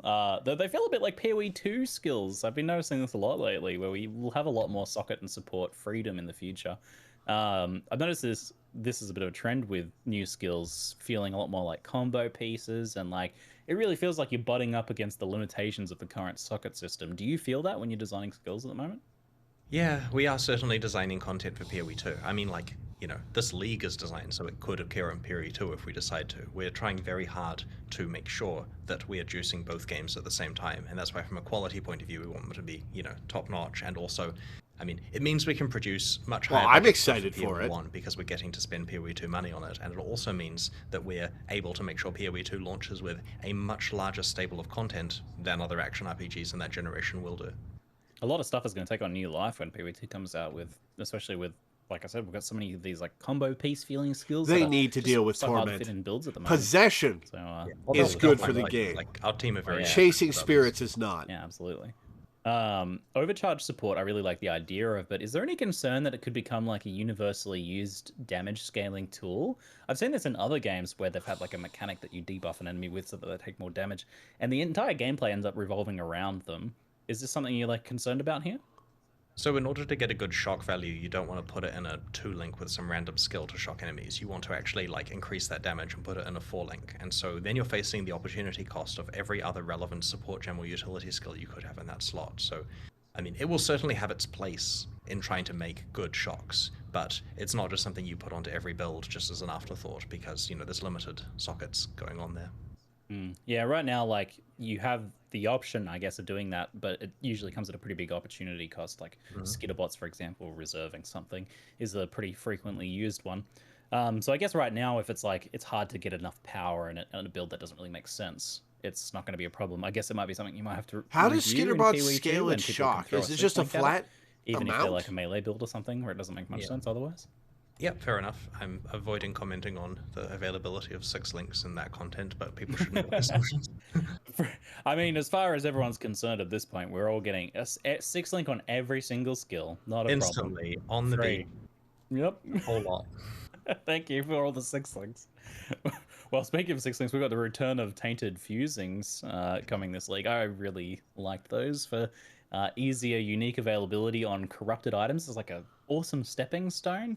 I'm glad to see you guys brought that back, but is it something you wanted to avoid, or because they didn't Tell stay us if around it's for a in while, the but now they're currency coming tab. back? What are your thoughts on like that and the availability of 6 links in general? We believe the rate that we've reintroduced them in is going to be safe because they're moderately scarce. It's certainly, they're not dropping all over the place, so it should be fine. All right, let's talk about the league revamps, in particular Arch Nemesis. I'm very excited to see big changes on the Arch Nemesis side of things.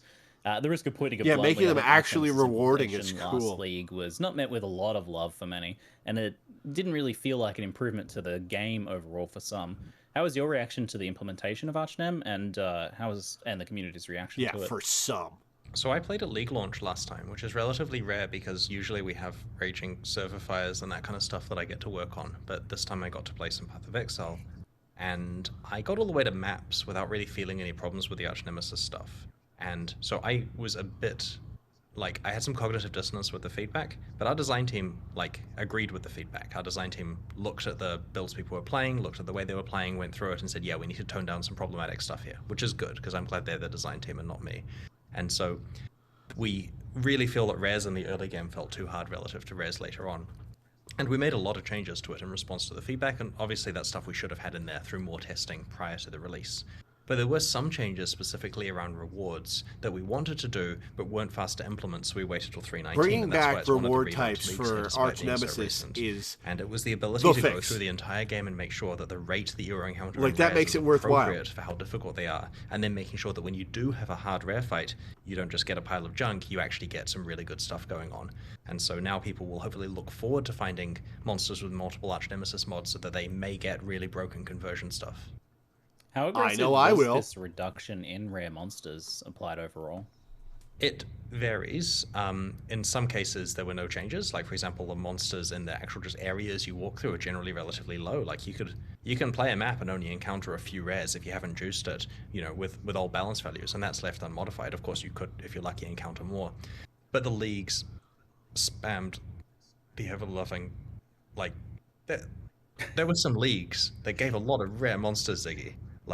We had to turn some down 6 or 8 times in some cases. And so that's making a big difference. Now you actually have some ability to focus on what mods you're playing against, as opposed to the screen being full of yellow 1 frame per second death. So yeah, there has been a big reduction for some leagues, and then we've had to compensate.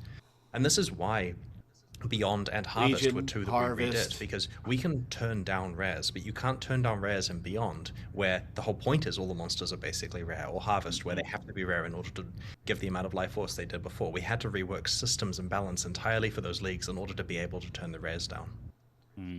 It's a really good Just change that they're spamming about breaking Headhunter. How Scourge does this monsters. nerf Headhunter the Beyond once mobs. again into the dust, Chris? I wonder if there'll All be these extra Spectrum mods on rare monsters for you to take. I mean, that's a buff, right? We can't balance the entire game around Headhunter, and it's still a very powerful item. There you go, chat. Is there anything- Fair enough. How does this change the balance between base gameplay reward and specific league reward mechanics? So I guess now, when a rare spawns from a league mechanic, it potentially is dropping its new reward system, whether it's like a bundle of maps or uniques or something like that as well. Yeah, we want it to be consistent across both. We've had a problem long-term in Path of Exile that isn't It'd be fully funny solved, if where the a base mod game that has makes one it drop difficulty uniques and and a league mod that content makes has a you different drop difficulty. maps If you were combined to fight make a it monster in drop an unique expedition with a maps. white monster, and look at how much life it has compared to just a random zombie walking on the beach one screen over from the base game. There's a pretty big difference there. And we haven't addressed that life difference here. It's quite a large change to go and normalize all that. But we do want it so that league content is appropriately rewarding for its difficulty, but not to the point where you just don't want to play the base game. And so here, a rare monster is a...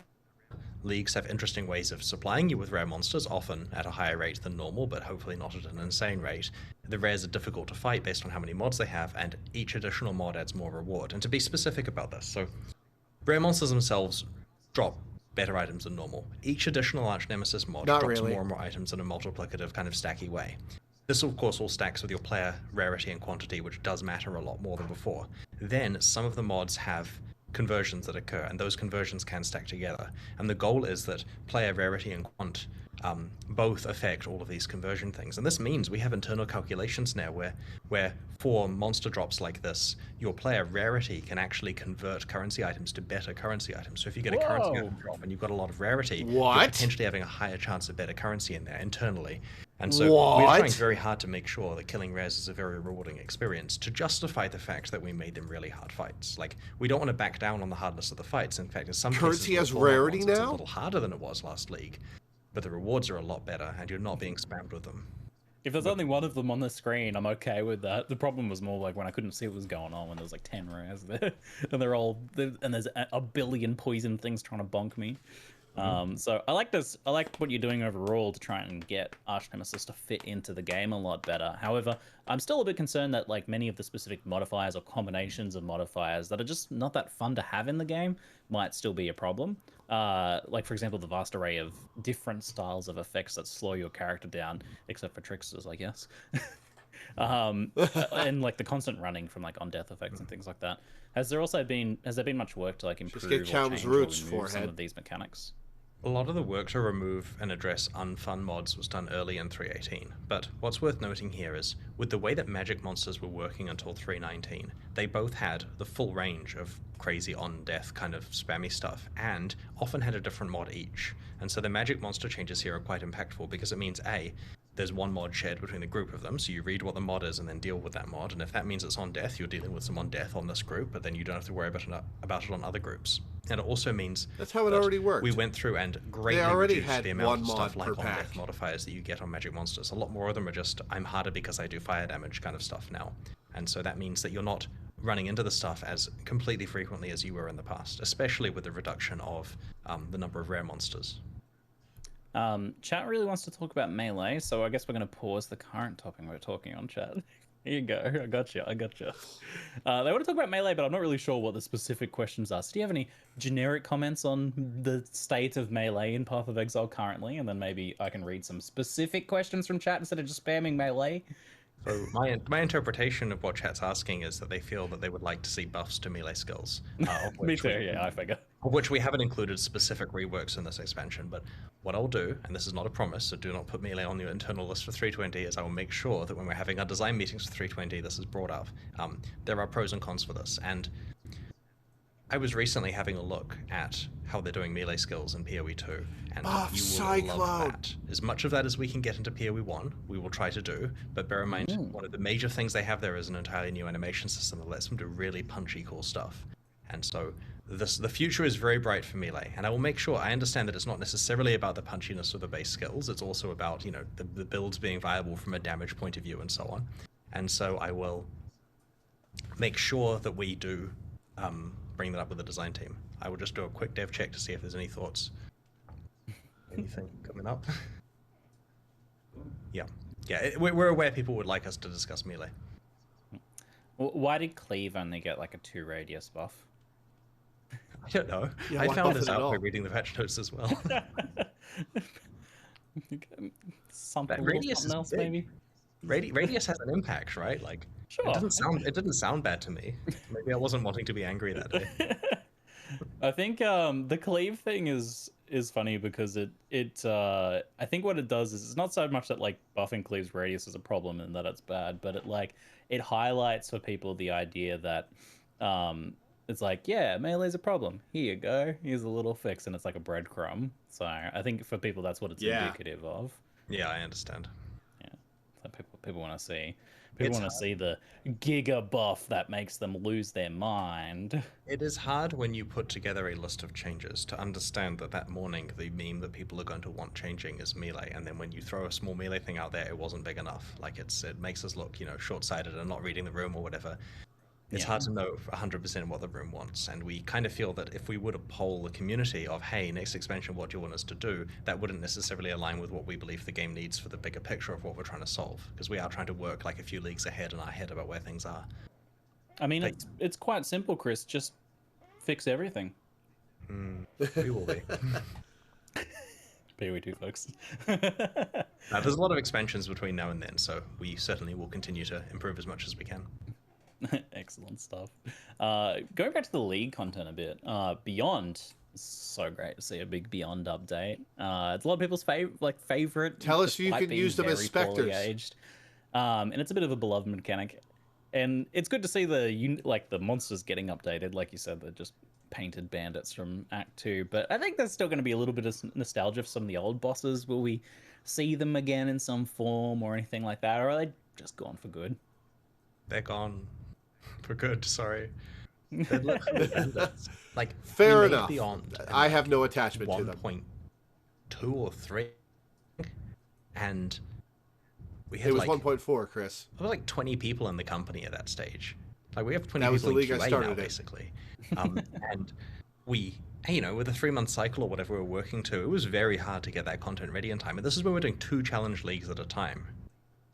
Like, Anarchy was with Onslaught. I forget what was with Beyond. Rampage was with Beyond. So we had to work on 2 leagues at the same time. I understand they were smaller then, but when we needed monsters, the answer was take something, paint it red.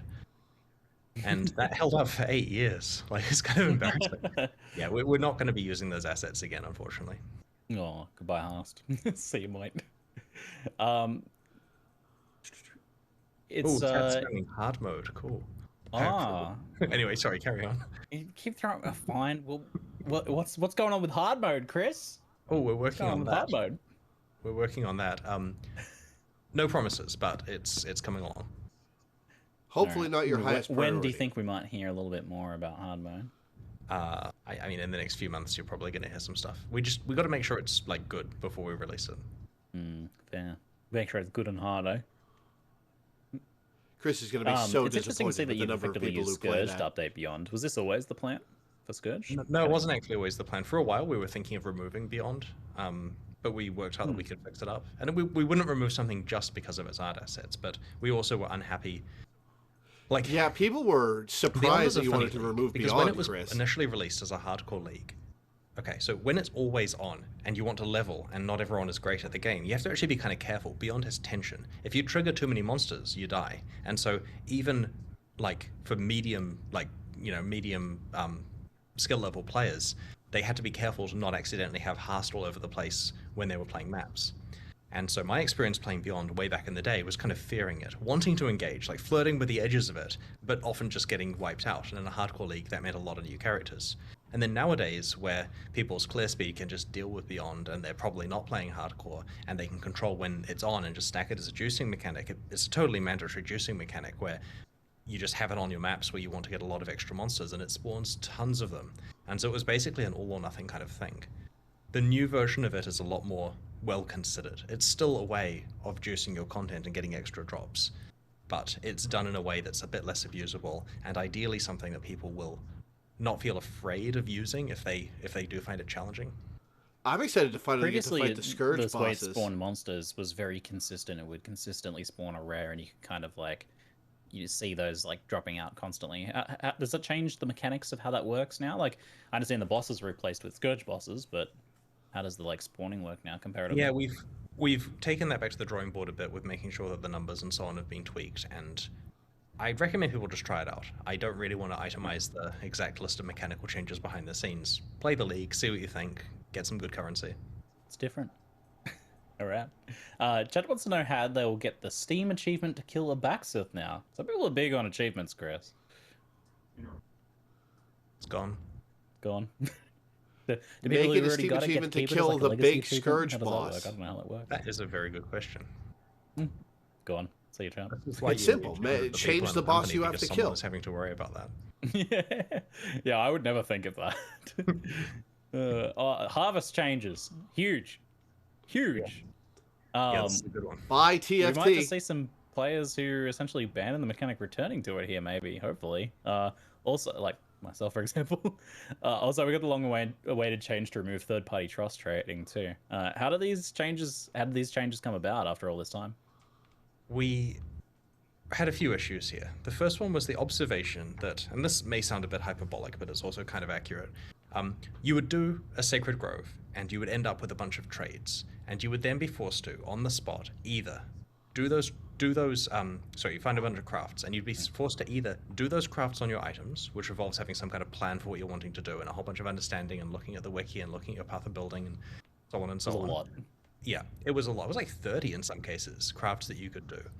Or trade them with people, because if you walk out of that grove without using the craft, you've lost their value. And so it's useful for someone, and so you have to go and like hang around, seeing if someone wants to scam you today, or you want to scam them, or like it was a complete mess. And then everyone likes to hate on TFT, which was serving a useful function for the community, and it's just like it is better that kind of thing is handled internally in the game where possible. So yes, the other problem we had with Harvest was that it had dangerous deterministic crafts, and we feel dangerous from the point of view that for making the best items in the game, you often had to use Harvest. And this meant that there was a system that was a real pain in terms of it interrupts your mapping for half an hour and involves interacting with other humans, and it was kind of mandatory as far as people were concerned for making the best items. And we didn't like that. And so now it's still powerful. It is significantly more streamlined. You basically deterministic just tradable harvest, pick up your currency that you get now and think about it later.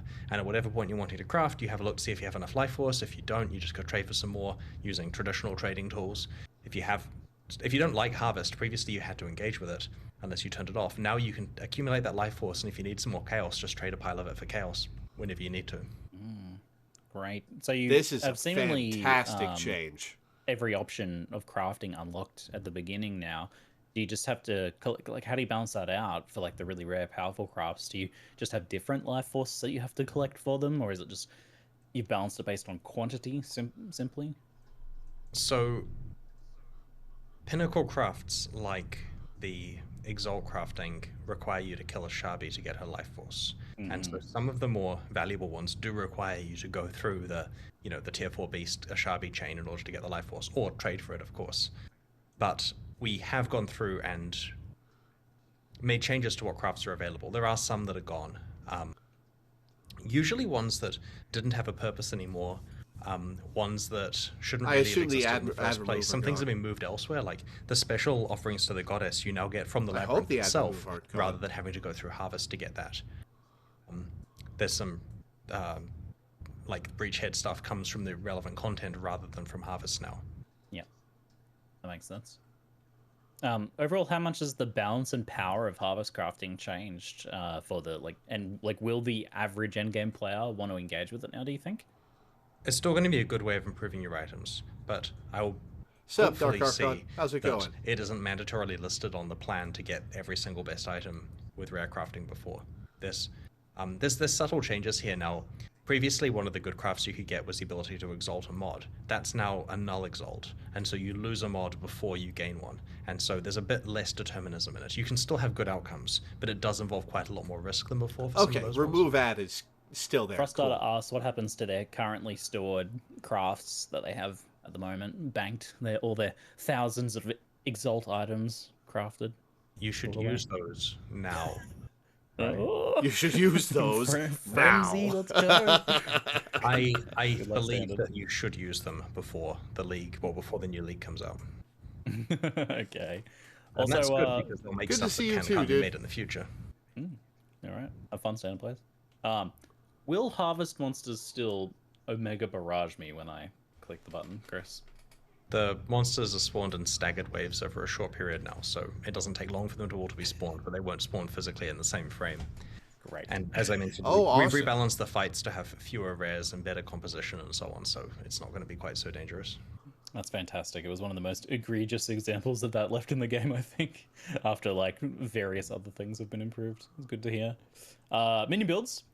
We're seeing a lot of changes to minion builds, from skill rebalancing, necromancer changes, a lot of itemization changes. There's some stuff, really good stuff in there that seems pretty good, like the itemization stuff I'm really excited about. But some of the other stuff, like necromancer's rework, being met with concern. I'm not really sure about everyone else, but I have a hard time picturing the overall state of things with all of these changes put together. Can you kind of like lay it out for us, Chris? So, Necromancers are now like other Path of Exile builds. Your build strength is moderately proportional to how good your items are. Before, you could, to some extent, get the skills, level them up, not really care about your items, and still have some degree of competence.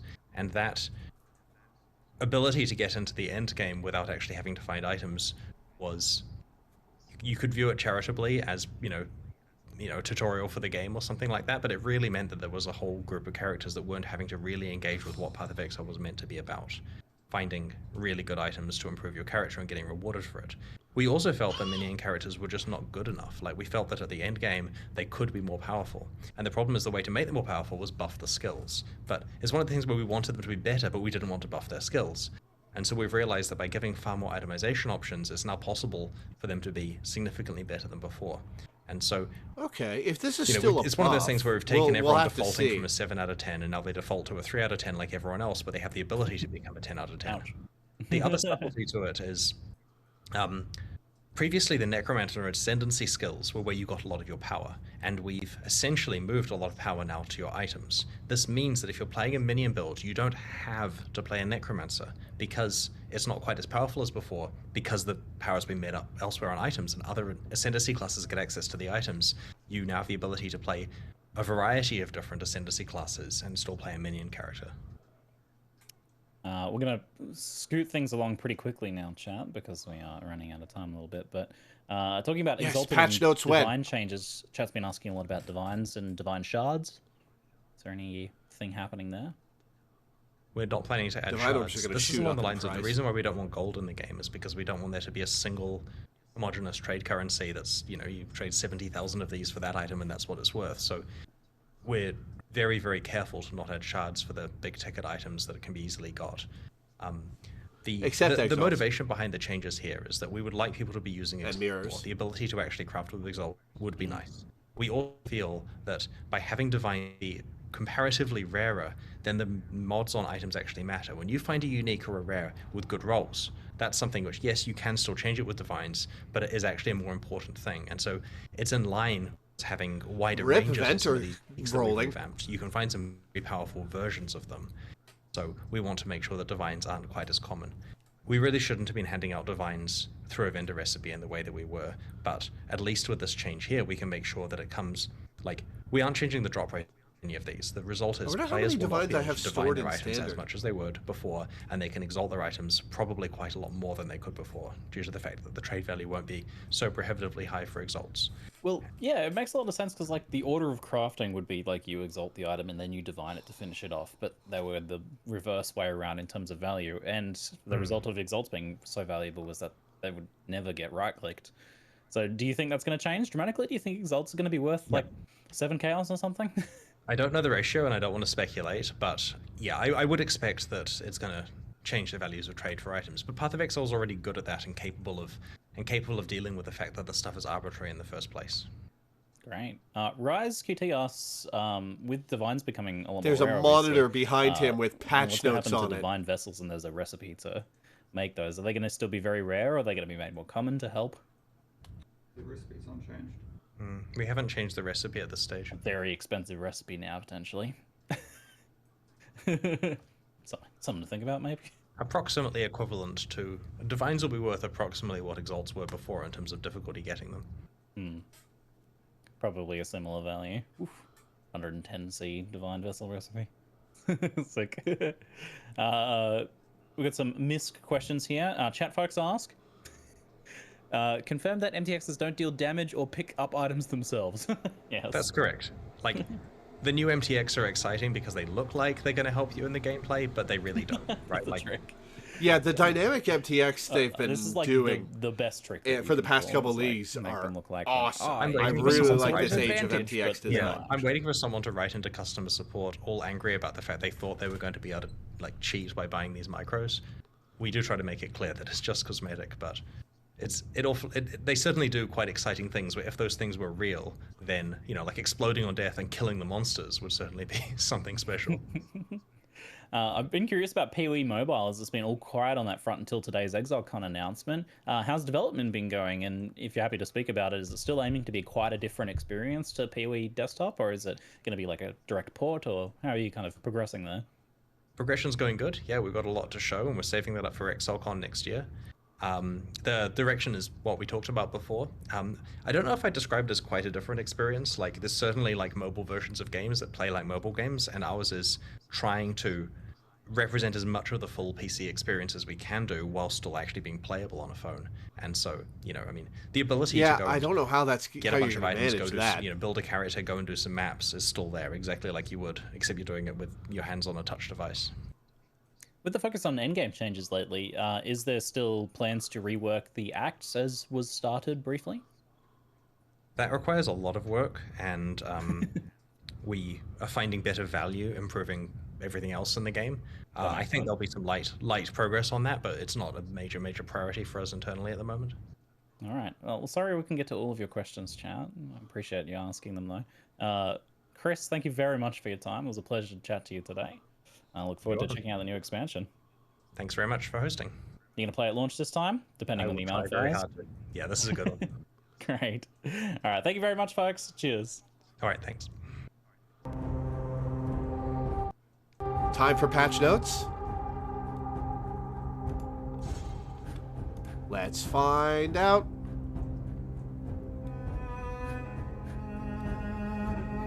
There are patch notes in the PoE Discord, but it's just that they've added support for the Lake of Kalandra expansion and the supporter packs.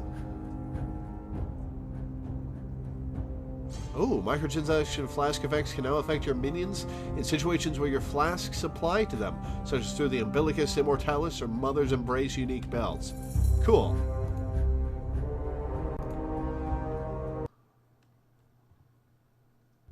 Oh That's gosh, awesome. that's funny. Alright, Steel Mage. Oh, come on, patch notes when?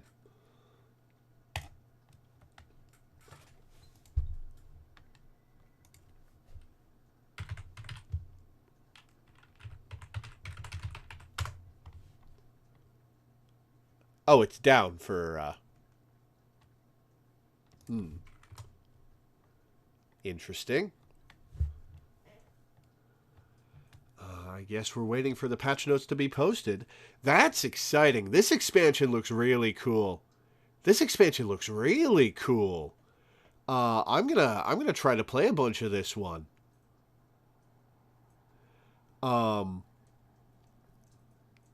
At worst, I'll play a bunch in Standard to experience the revamped content. I hope the Scourge monsters are spectrable. That would be really cool if they brought back those specters. I liked the six-armed angel things as specters a lot when I played Scourge League. I didn't play a ton of it, but I did have some fun with it, and I love the monster designs. And I've been saying since Scourge came out, or since Scourge ended and wasn't brought core, that they should replace Beyond with the Beyond monster models with the Scourge ones.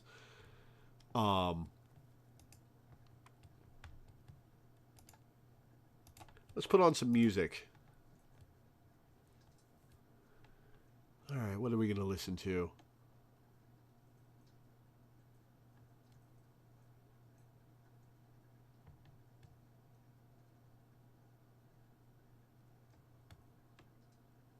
Sorry, hang on, guys. Let's pick some cool music to while we wait, and that we'll listen to while the patch notes are going.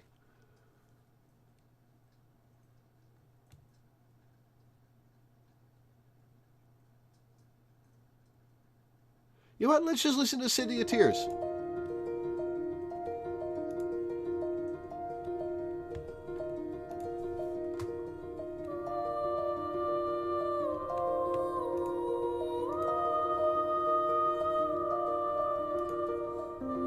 Patch notes, come on.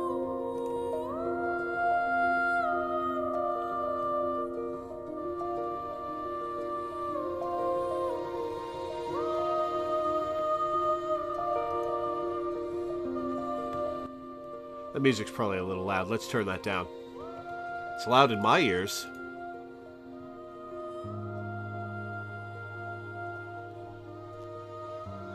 Harvest being tradable and deterministic is massive. That's huge. That kills TFT and all the scams that were going on there, and the shadiness of the TFT server owners.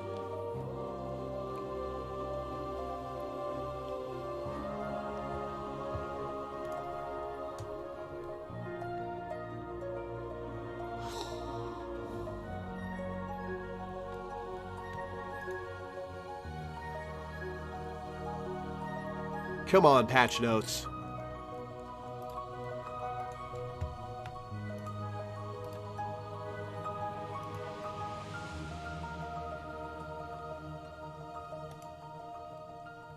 Yeah, I'm not getting anything from that right now. Aha! Aha! There we go.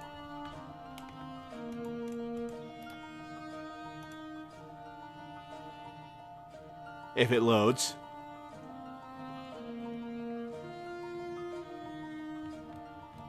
Hang on, I'm going to test in Firefox. Okay, it's not working in Firefox either. So I don't have to switch over.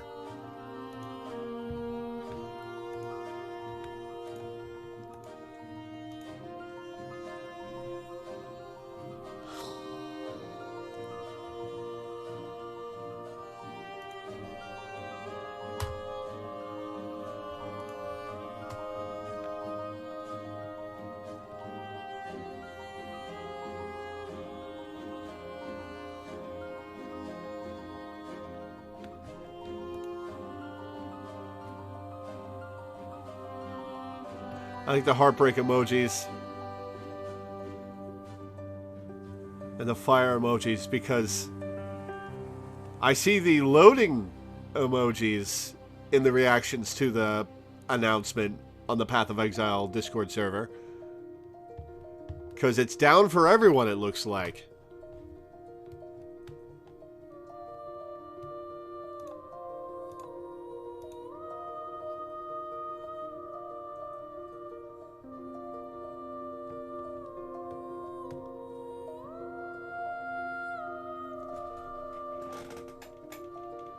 I am excited for this. I don't know if I'll stream any of Lake of Kalandra. I never get any viewers when I do. And my fans don't really enjoy watching that because it's not what they come to my content for. But I'll probably play a bunch of it.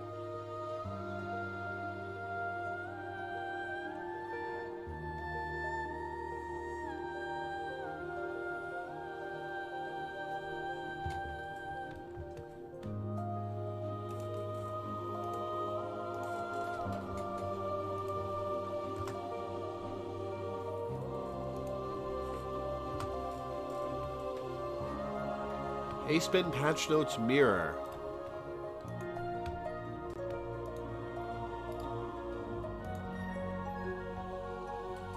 Alright, well this is awkward. Do we read this, or do we wait for pathofexile.com to load?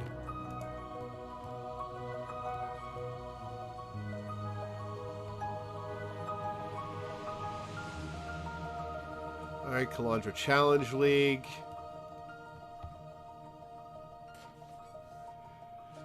New skill gems, unique items, div cards.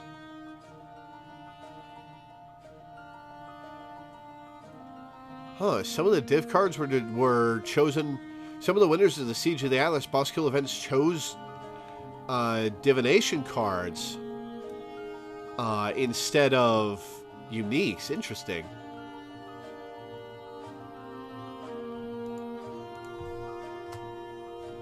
Yeah, that's not working at all.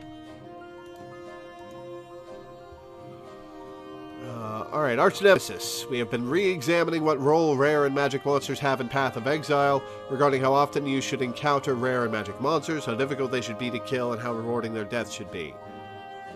Lots of rare monsters, but not anymore.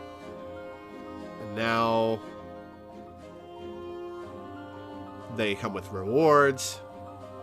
details. Lowered the number of rare and magic monsters encountered through various League encounters. Rare monsters spawned in the Summit Gardens and Basilica Map Moss encounters. Doriani's Machinarium. Coward's Trial 2. Oh, I hadn't tried a Coward's Trial since Arch Nemesis dropped. I can see how that would be a problem. Assembled Metamorphs no longer summon minions at various life thresholds. That's a huge change. That's a huge change. I'm not sure I like that. That takes some of the identity away from the Metamorph fights. But I guess if the Metamorphs are going to have Arch Nemesis mods, you can't be too nuts with it. Ritual tribute from sacrificing rare monsters has been increased to compensate for the reduced number of rare monsters now spawned. Cool.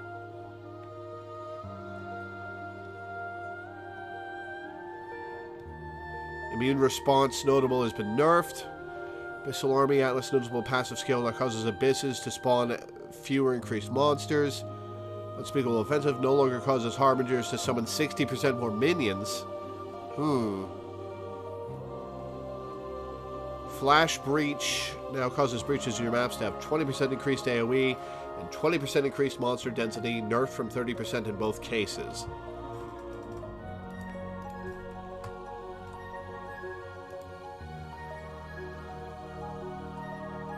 Alright, maps with how many rare monster mods they have in campaign and maps. Reward conversion system.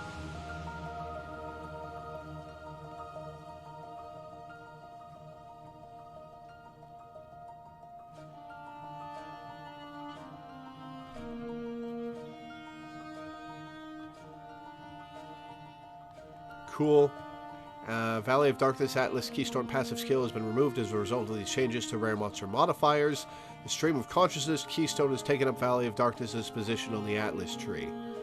I forget what Valley of Darkness does. I'm going to open up Path and look at what Valley of Darkness does.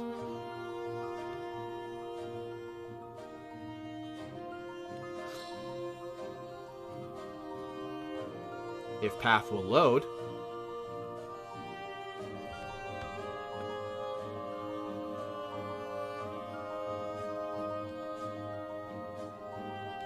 Magic monsters have a restricted list of Arch Nemesis modifiers.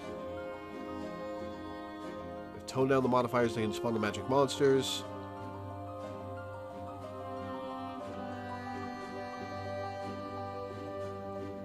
Are you just seeing the Beyond stuff, IGU?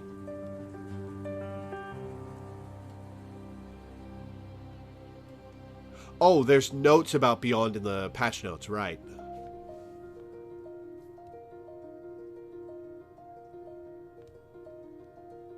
Corpse Detonator, Ice Prison, and Mirror Image can no longer appear on magic monsters. Magic monsters with Storm Strider don't Lightning Mirage, Flame Strider don't Inferno Bolt, and Frost Strider don't Snow Bolt. Magic monsters with Sentinel no longer trigger a delayed Reckoning when hit. Assassin no longer teleport distant enemies, creating a smoke cloud. Magic monsters could get Assassin? I didn't know that. Evocationist has been renamed to Prismatic. Dynamo has been renamed to Electrocuting. Alright. Monsters with block chance. Oh, Arch Nemesis mods that grant block chance prevented 100% of block damage. That's bad. Now take 20% of damage from hits they block. Awesome. Beyond had several issues. Firstly, its art was 8 years old and outdated.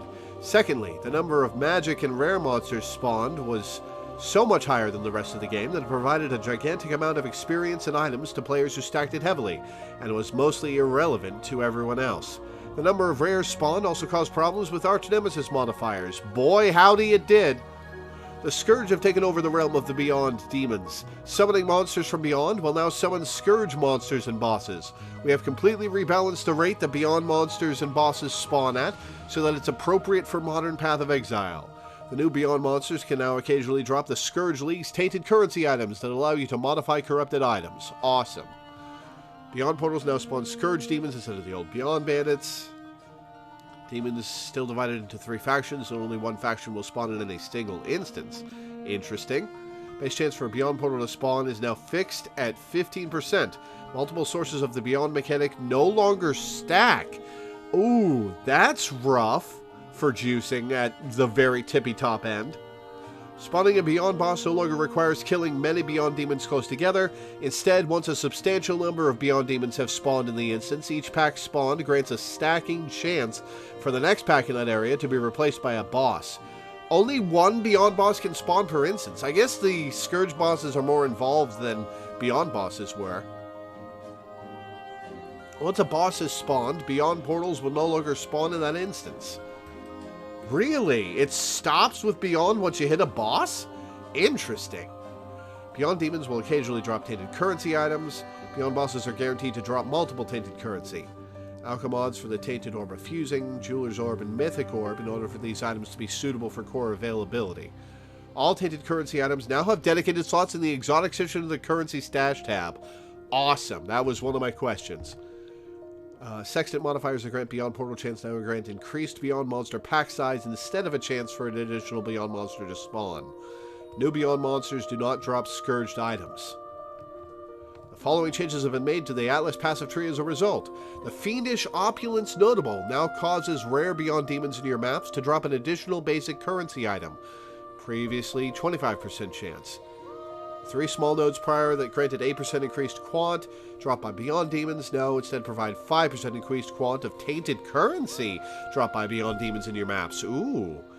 The Scent of Blood notable no longer grants slaying enemies close together in your maps as a 3% chance to attract monsters from Beyond. Now grants 10% chance for your maps to attract Beyond demons. Oh, 10% of maps will have Beyond in it, because there's a flat 15% when it's Beyond it. Ooh.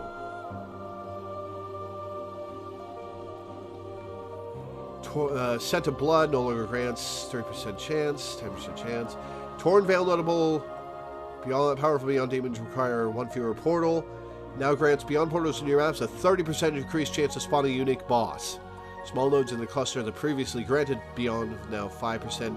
Slaying enemies in your maps has a 15% increased chance to spawn a Beyond portal. Interesting. Alright, before we look at Harvest, let's look at... was it? Valley of Darkness.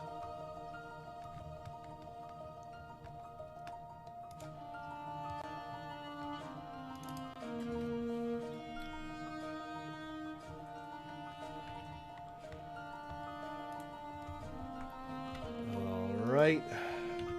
Valley of Darkness. What did Valley of Darkness do? Valley of Darkness is rare monsters in your maps have 1 additional modifier. Okay, so that's just gone. That's just gone. Yeah, PathofExile.com is still down. Are they getting DDoSed or love DDoSed? Harvest. Life Force can be used later in your own time at the Hoarder crafting bench in your hideout. Tier 4 bosses are now encountered much more frequently. You can drop a key to fight Oshabi. Yields special Life Force that can be used for a specific set of crafts. We've rebalanced all Harvest crafts.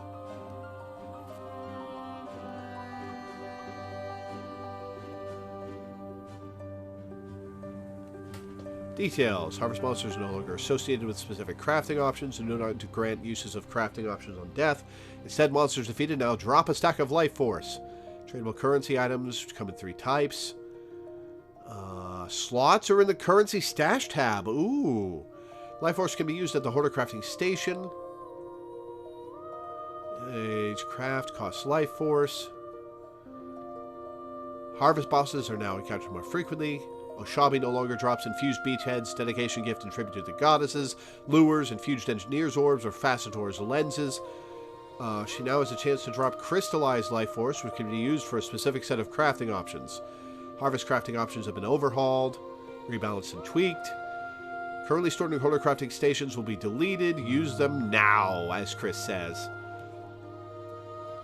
Dedication gift and tribute to the goddess now have a chance to drop from reward chests at the end of the Eternal Labyrinth. Awesome. Fused Beachhead unique maps have a chance to drop from Tier 15 Beachhead unique map boss. Lures and infused engineer orbs can no longer be obtained? No more infused engineer orbs? I guess I'm going to buy some for my collection now. Bumper Crop no longer has additional harvest. Now grants Sacred Grove has 50% chance to gain an additional harvest.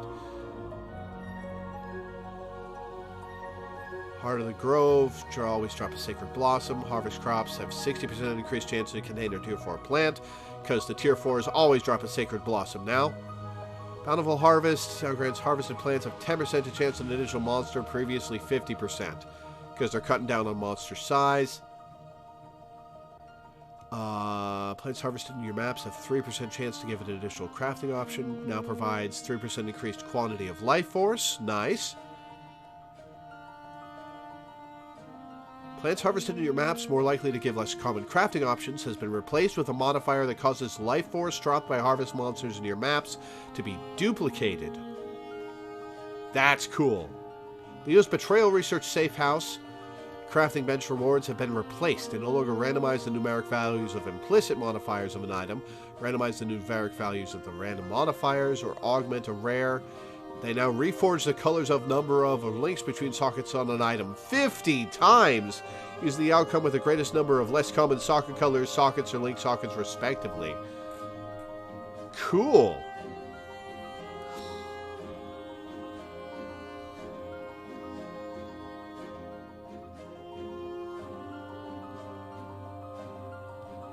They're making divine orbs rare. Okay, cost divine orbs. Available modifiers that had a divine orb cost when crafted now have an exalted orb or chaos orb cost instead. Okay. Divine orbs sold by Tuja now have the same cost as exalted orbs. Heist trinket regal orbs as divine orbs has been nerfed from 5% to 4%.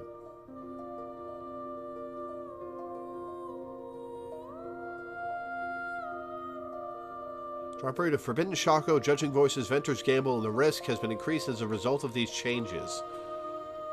Cool. More Ventur's Gambles, because you never see them. Bestiary recipe that rerolls numeric value has been changed. Now transforms a Gilded Scarab to a Winged Scarab of the same type. Okay. I like that more. One sec, guys.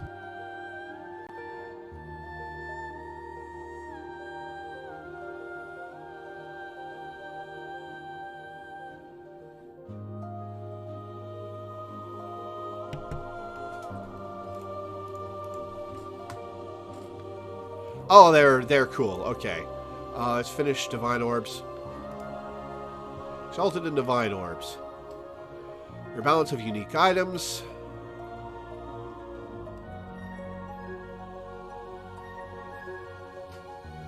Okay. Cheap Construction, Replica Cheap Construction, Chittis's Needle, Glitter Disc, Izara's Dilemma, Izara's Turmoil, Rotting Legion, Spine of the First Claimant, Peregrine and Viper Scales, and World Carver can no longer drop.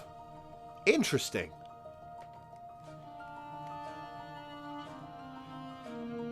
Aberon's Warpath Unique Boots, no longer as max skeletons, now causes your skeleton warriors to be permanent minions. Oh! I might do a skeleton build then. Okay. Alright. Buffed Chaos Res and buffed movement speed. Okay, that's a cool alternative to Bones of Valor. Nice. Okay. I might do a minion build with Alberon's Warpath. Allelopathy no longer has damage over time and is now a Satin Gloves. So they nerfed it? Ambush Charge no longer has gain endurance charge when you get a crit. Share endurance charges or regenerate if you've been hit. Now it's gain up to max endurance charge when you gain a critical strike and your nearby party members' maximum endurance charges are equal to yours. Cool. Anvil has 10 to 15% chance to block attack damage, previously 8%. That's a nice buff. Apep's Rage has buffed the poison infliction damage speed. Harakutiki no longer has life regenerated on low life. Now has gain elusive on low life and phasing well on low life. Now has extra evasion rating on low life. Okay, not enough for me to really want to use it. Well, I guess low life builds might use it. Aslanath's Mark. No longer 10 to 15% increased cast speed. Unblock recovery or movement speed. Now has trigger a socketed spell when you attack with a bow with a 0.3 second cooldown. Cool. And spell damage. These changes do not affect existing items. Ashcaller no longer has chance to ignite, increased burn damage, or fire damage over time multiplier. It now provides a 10% chance to cover enemies in ash on hit, and adds fire damage. Also now has chance to... Oh, it now has buffed chance to trigger summon raging spirits on kill. And a bunch of extra fire damage to spells. Cool.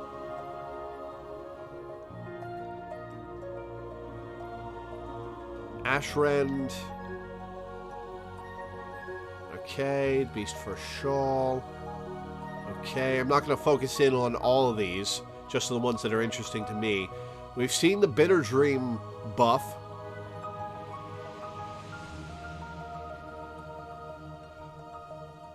Replica Bitter Dream. I forgot there was a Replica Bitter Dream. Black Heart.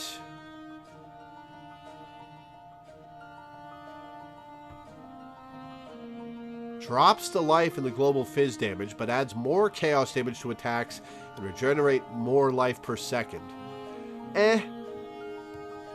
Blood of Corruption has had its level requirement dropped. Cool. Bramblejack has buffed reduced fizz damage, buffed max life, and 1,000% of melee physical damage taken reflected to attacker, previously 40%. Damn!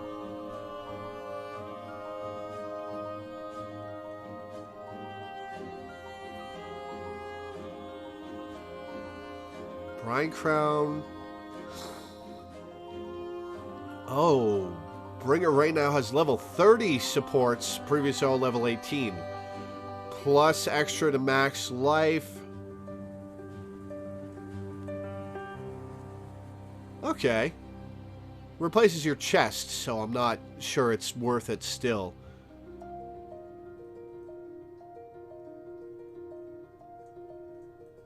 Wrist Grab now has damage per dexterity. Ooh.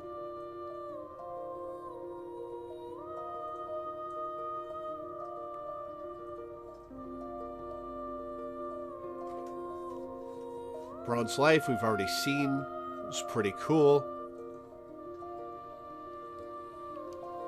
Oh, big Chalice of Horrors change.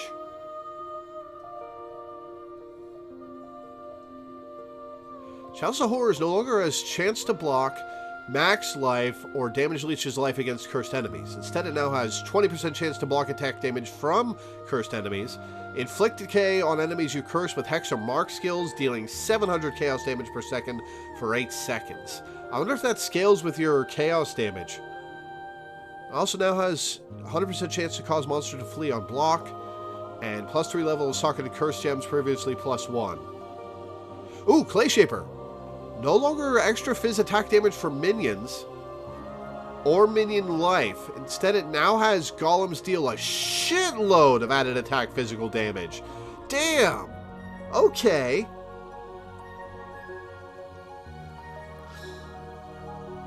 Cloak of Flame, we've already seen.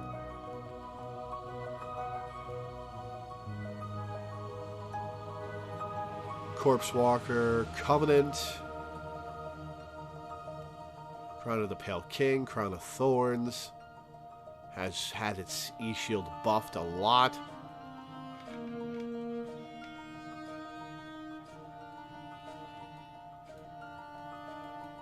Devil's Paw, Duresso's Courage, Duresso's Defiance, Death's Harp, has bow attacks fire 2 additional arrows. Damn, nice.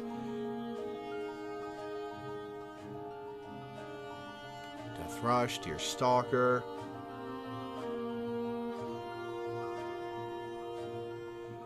Deadbell.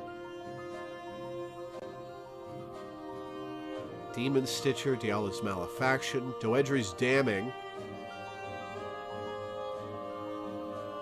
Lots of buffs on Doedri's Damning, which is a level requirement less ring, which is pretty cool for leveling. Doedri's Scorn, Doedri's Tenure.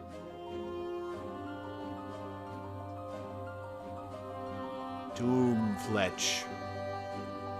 No longer has 100% of weapon phys damage as extra damage of a random element. Instead, it now has 100% weapon physical damage as extra damage of each element. That's awesome. Dusk Toe, Emperor's Vigilance, Ephemeral Edge, Azumite Peak, Fairgrave's Tricorn. What? No longer has 15% increased stun and block recovery, or plus 15 to 30 to maximum mana. Instead, it now has you can be touched by tormented spirits. What? Interesting. That's a cool property. I like that. Alright, Flame Sight, Fox Shade, Gale Sight, Jeffrey's Crest.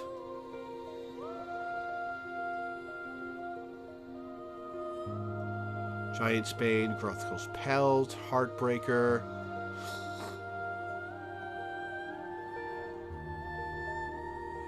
Replica Heartbreaker, Heat Shiverer.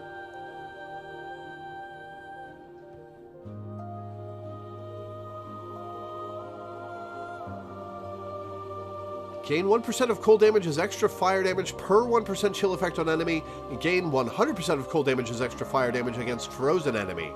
Nice. Highwayman, Honor Home, Hrim Sorrow, we've seen. Hyri's Truth, Ice Tomb, Ignomon. Immortal Flesh. The Infernal Mantle, Kaum's Sign. Has level 10 Enduring Cry. Kikazaru.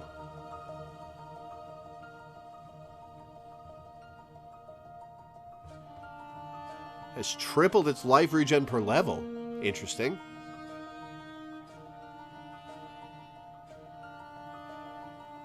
Summon Spectral Wolves from Law of the Wild's unique claw now attack faster. There's a second Summon Spectral Wolves claw? Aside from the Scourge? Huh. Alright, Learcast. Holy shit, Learcast buff. Now it's 25% reduced damage, previously 30%, plus 60 to 100 max life, previously 20 to 30, 60 to 100 max mana, previously 20 to 30, and 50% increased damage for you in nearby allies, previously 15%.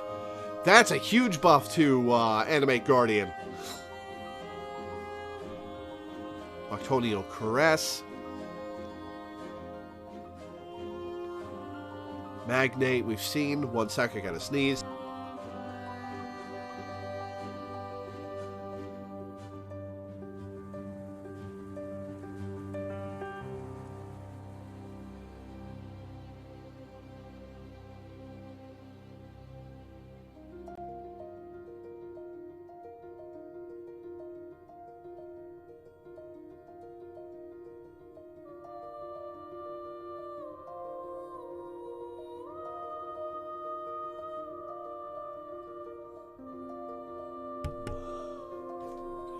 Alright.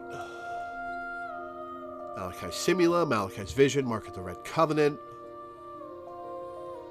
Marahi Urki, Matua Tupuna.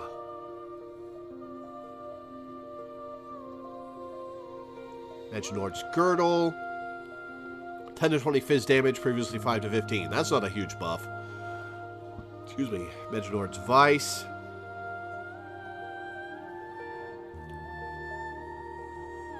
Mind Spiral, Ming's Heart, Mako's Embrace. Montregal's Grasp. Raise zombies deal 100 to 125%, previously 80 to 100. Enemies killed by zombies hits explode, dealing 50% of the life as fire damage, previously 20%. That's a nice buff. And it fits with them trying to put Minion stuff on items. Namahu's Sign. Nexus Lantern. Obliteration on Hunter's Clasp. Prism Weave. Replica Prism Weave. Ralakesh's Impatience. No longer has gain a frenzy, endurance, or power charge once per second while you're stationary. Instead, it now causes your minimum frenzy, endurance, and power charges to be equal to your maximum while you are stationary. Plus a movement speed buff. That's cool. That's a huge buff, actually. With a 6 power charge build, or a 9 power charge build, or whatever charge.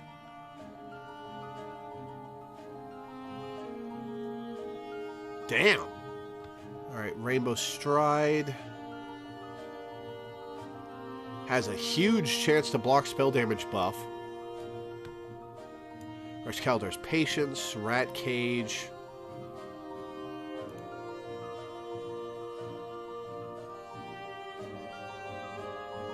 Wrathpith Globe, Repentance, Restless Ward.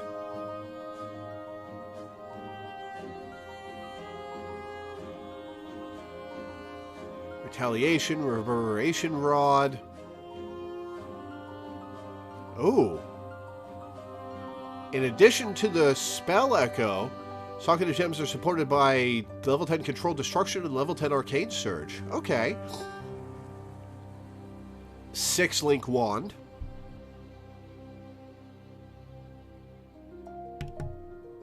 Rigwald's Charge. Rigwald's Crest. Now has triggers summon Spectral Wolf on kill. Previously 10% chance to trigger. Cool. Alright, I might wear that on a minion build. Rhyme Gaze Unique Helmet. Rise of the Phoenix. Oh, damn. Regenerate 100 to 200 life per second. Previously 15 to 20. That's good for Righteous Fire. Roth's Reach. Sapphire's Frame, Shaper's Seed, Chevron's Pace, Chevron's Revelation. She-Breath. No longer has minion movement speed or reduced mana cost of minion skills. Now has minions convert Fizz to cold. Minions deal no non-cold damage. Plus a huge buff to additional cold damage. Ooh. Well, that restricts its use. That restricts its use a lot. I guess they weren't happy with every summoner wearing a She-Breath while they were leveling. Singularity. Skullhead. No longer has max life or mana. Or minion armor. Or minion life regen. Minions have 5% chance to block spell damage. Recover 10% of their life when they block. Minions have 25% chance to block attack damage previously plus 10%. Alright. Alright. I guess the minion armor value was not really relevant to begin with. The max life loss is painful for Skullhead, though.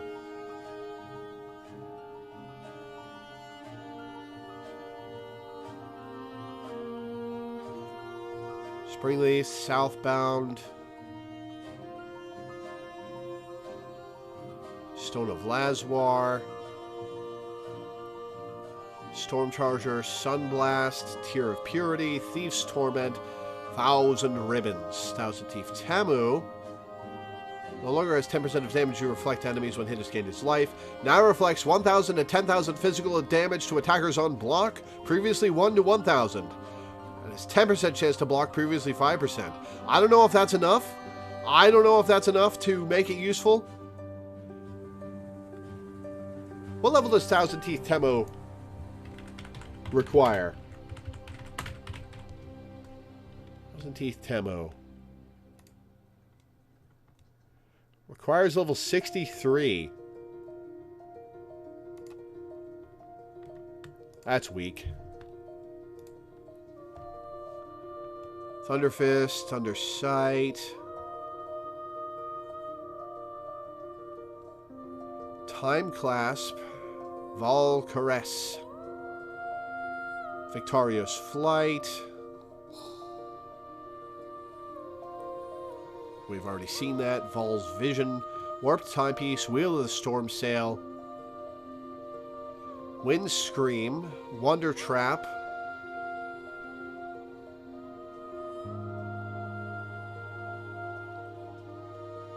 Wraith Lord, and Worm's Mold. Worm's Mold has a level requirement of 41, previously level 8. They don't want that to be a leveling unique anymore, alright?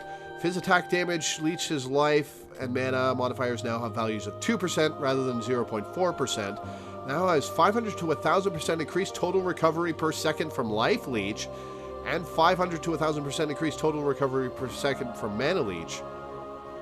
Also provides 20 to 30 cold res, previously 10 to 20%. Not sure that's enough to make it used, but we'll see. Faded Uniques.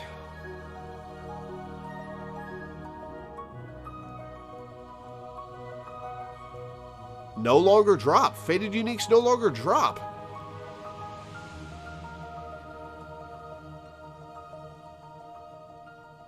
Added a vendor recipe for Chimeria's Avarice. Okay, cool. Faded Unique's Atlas passive cluster and the rare cluster opposite it have been removed and replaced with skills that make it more likely to find specific master missions. 3 small map. Mining Partnership causes randomly encountered masters of your maps to have a 100% increased chance to be Nico. And master missions from completing your maps have a 100% increased chance to be Nico. Same with June, Einhar, and Alva.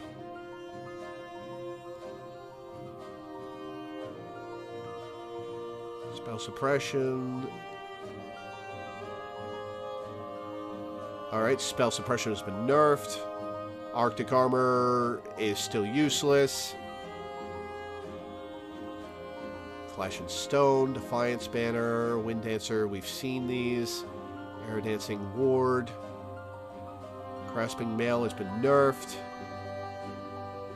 Increase the value of Blind Effect.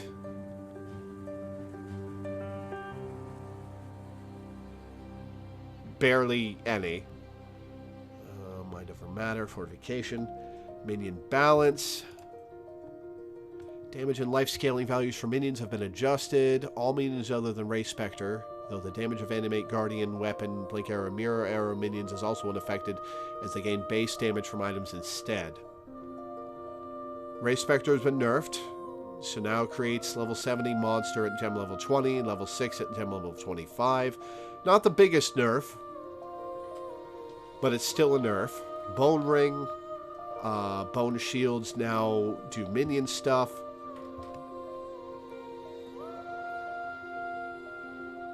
Lower tier Convoking Wands. Helmets can no longer roll 1 to 3 to level of socketed minion gems. Instead, they can now roll 1 to 2 to level of all minion skill gems. That's a big buff. Vendor recipe for a helmet with a +1 to level of socketed minion gems modifier has been replaced with a new recipe. Happy hunting. 2 vendor recipes. Cool. 2 level of socketed minion gems as a corrupted implicit modifier on helmets, body armors, gloves, and boots. Cool.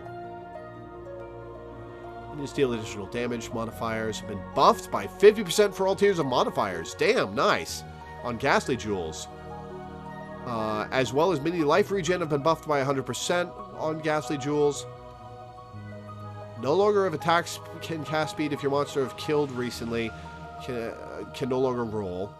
3 new suffix modifiers that can roll that grant minions chance to poison, bleed, and ignite.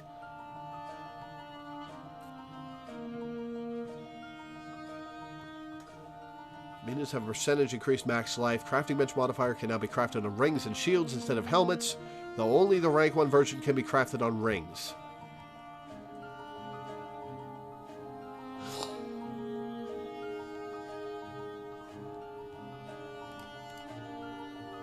Absolution, Animate Guardian. Animate Guardian has been buffed significantly with additional physical damage.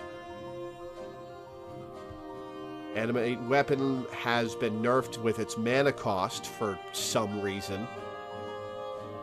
Arkali's Fang.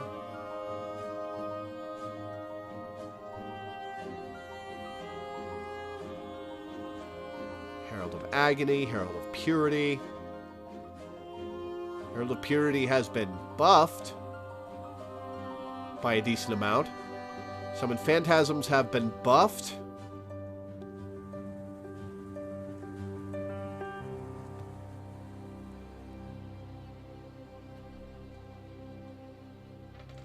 Raise Zombies mana cost has been reduced, and Gem Quality no longer grants increased movement speed. That's rough.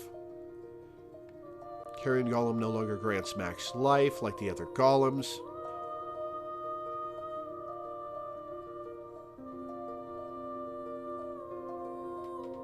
And its life buff has been nerfed. All the golems have had their life nerfed.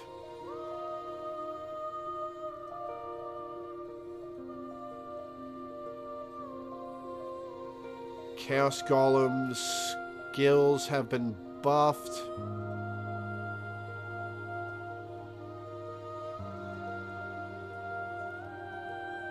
Chaos Golem skills have been buffed.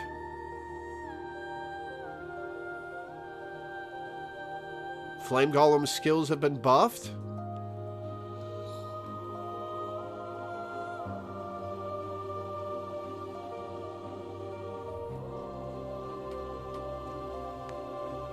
Vaal Breach is obtainable again. Ooh, I can't wait to get to there. Landing Golem skills have been buffed. Ice Golem skills have been buffed. Stone Golem has been nerfed. Stone Golem's life has been nerfed. And no other changes. Holy Relic, Raging Spirit has been buffed.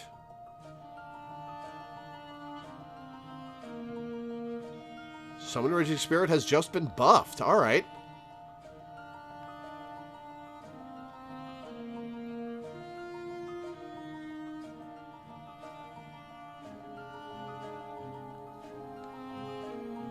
Reaper has been mixed.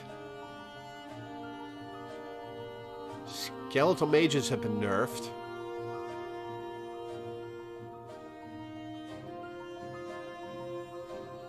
Corona's March. Tavukai.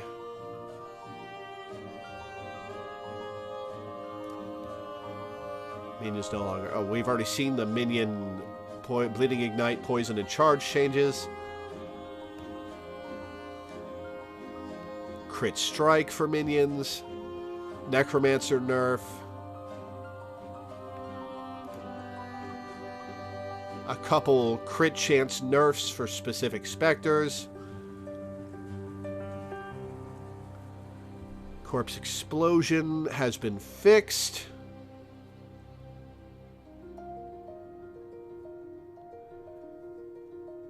Fire Trap has been nerfed. Trap cooldown and duration has been nerfed. Seismic Trap has been nerfed by 30% less damage. Explosive Arrow, I think, has been nerfed. Explosive Arrow no longer has explosion deals with hits and 5% with hits and ailments per explosive arrow on target. Now has explosion deals 6% more with hits, and explosion deals 3% more damage with ailments per explosive arrow on target. I'm pretty sure that's a nerf, especially to the build I use for explosive arrow.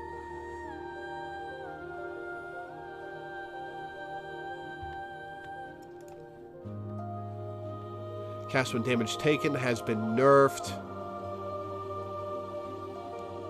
by a lot. Cast on death has been cut in half. Cast on death has been cut in half. 152% more damage while dead. Previously 304. Literally cut in half.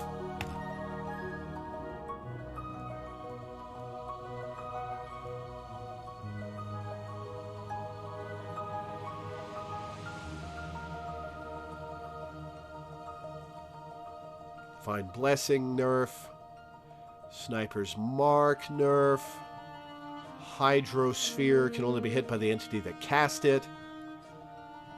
Underperforming skills. Okay.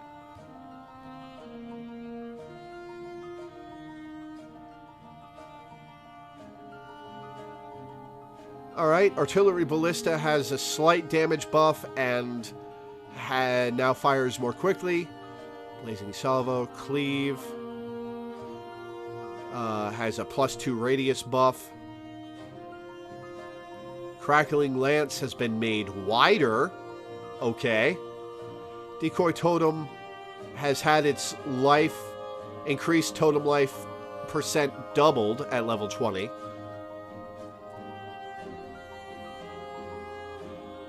Devouring Totem now has more life. Energy Blade has a bit of a buff to more lightning damage from the two-handed energy blades. Firestorm impacts faster. Haste has been buffed from 9% move speed and 16% attacking cast speed to 15% move speed and 24% attacking cast speed. Okay. Reeve has been buffed decently. Rejuve Totem has had its life regen almost doubled.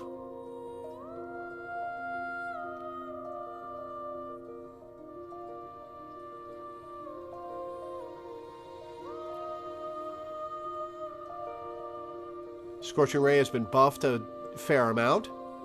Scourge Arrow has been buffed a little bit. Shock Nova no longer has 20% chance to shock enemies or increased effective shock. Instead, it now has 10% to maximum effective shock, and Ring always shocks. Quality on Anomalous Shock Nova no longer provides Ring a 0 to 40% chance to shock. Okay, that's a buff. That seems like a significant buff.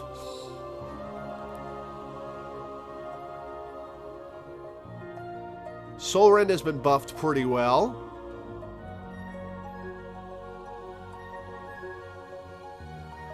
Soul Rend has been buffed pretty well. I like Soul Rend. I especially like Celestial Cat Soul Rend, which I bought the moment they released. Spellslinger Sunder has been buffed by a good amount. Damn. Damaging Wave now travels 60% faster as well. Damn. While Flame Blast has had a damage buff of almost 50%.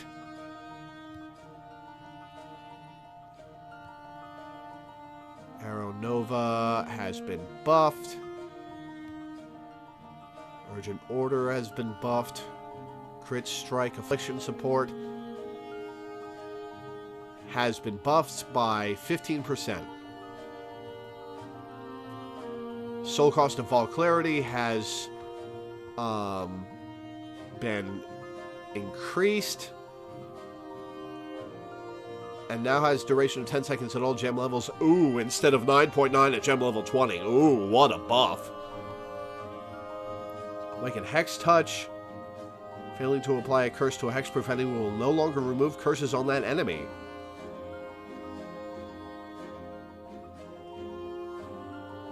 Interesting. I didn't know that was a problem. Blood Sacrament changes support gem cost multipliers and a very short cooldown to Blood Sacrament. Relic of the Pact. I don't know anything about that.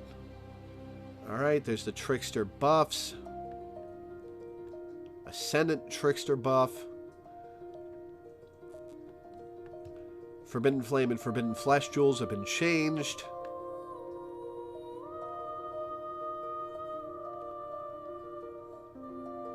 They've nerfed Juggernaut for some reason by splitting Unbreakable.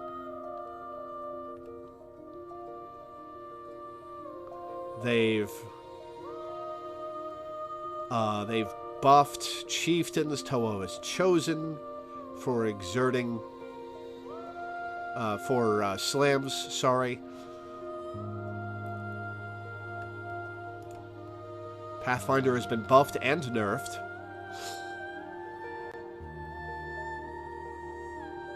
Crystallize Omniscience and Ashes of the Stars are powerful, unique amulets that have both been adopted by a wide variety of builds since their introduction in the Siege of the Atlas. However, while Ashes of the Stars is a relatively standalone item that enhances the individual strengths of a build, Crystallized Omniscience encourages players to devote a substantial portion of their build towards stacking attributes. I'm not sure why that's a problem. Let them. It also makes it easy to do so by providing the elemental resistances which would otherwise compete for space with attributes on your items. That's a problem, I agree. This reduces the diversity of itemization across a wide variety of elemental builds.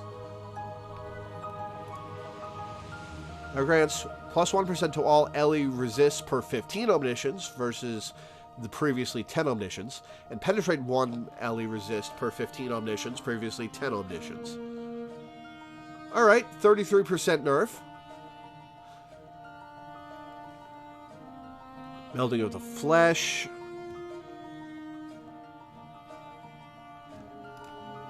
Now has minus 4% to minus 6% to all max LE resistances. Does not affect existing versions of this unique, which are going to be expensive in standard, but that's a big nerf. That might kill the item.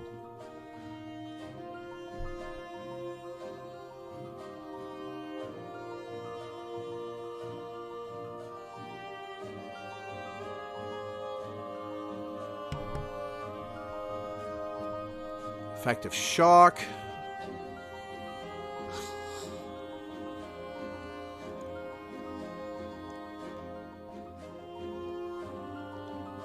Make sources of maximum shock effect additive with each other.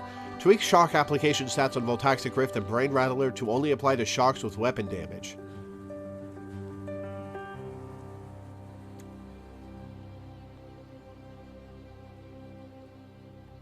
Okay, fair enough.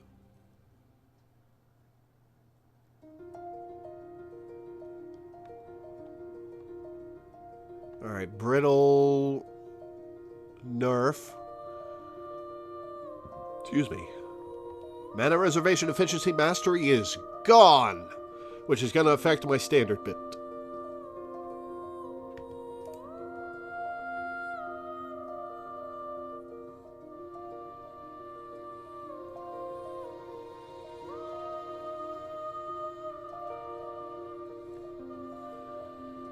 Line of flash modifiers that grant flash charges when you're hit by an enemy make it too easy to keep your flasks active permanently for most non-boss content. Lower the values of flash modifiers that grant charges when you are hit by an enemy. 1, 2, and 3 charges, previously 4, 6, and 7.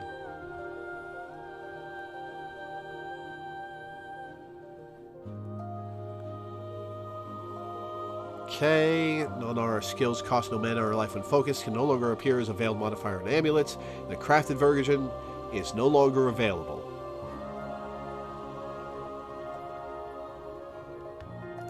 Rework Chainbreaker to lean into rage as a resource in a more extreme manner, and remove potentially unwanted interactions with other sources of rage regeneration. It's 1 rage regenerated for every 25 mana regeneration per second. Mana recovery from regeneration is not applied, and skills cost plus 3 rage. Huh.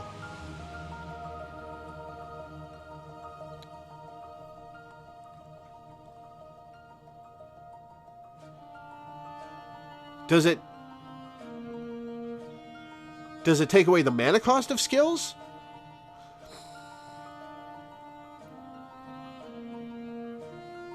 Or do you have to just use mana pots and hope you don't run out? Alright, damage taken recouped as life is now in the Jewel modifier pool.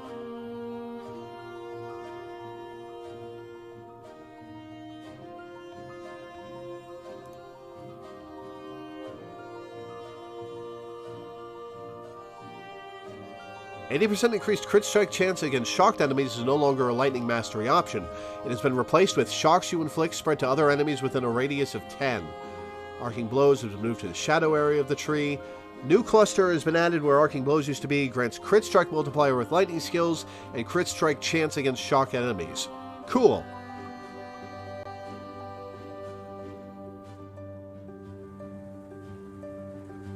Ailment duration while focused has been halved. I don't know who was using focus. I've never heard of somebody using focus seriously.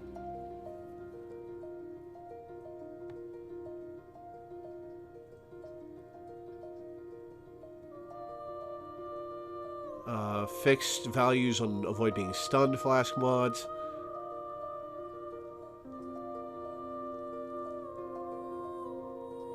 Alright, Wrecking Ball. Reduce trap duration to instead grant other stats. Okay, traps. Molten Shell buff effect enchant has been disabled. Problem. Due to a technical limitation, Vaal Breach is not able to be obtained through corrupting portal gems. Solution. Vaal Breach now has a chance to drop from killing Breach Lords in areas open from flawless Breach Stones. Cool. It's back. I've always liked Vaal Breach. Existing recombinators in permanent leagues can no longer be used on mirrored items. Monsters are now unable to evade reflected damage. They could evade reflected damage before? That's so dumb! I'm glad they changed that. Shield ground from the Permafrost Arch Nemesis modifier now counts as Vortex ground and can no longer stack with other sources of Vortex ground. Unstable Wetness now leave Vortex ground effect on death instead of Cold Snap ground. Cannot stack with other sources of Vortex ground effect. Beachhead boss fight no longer drops normal rarity weapons throughout the fight as animate weapon no longer requires them. Because animate weapon now works off of Blade Fall and Blade Blast, right? Is that why?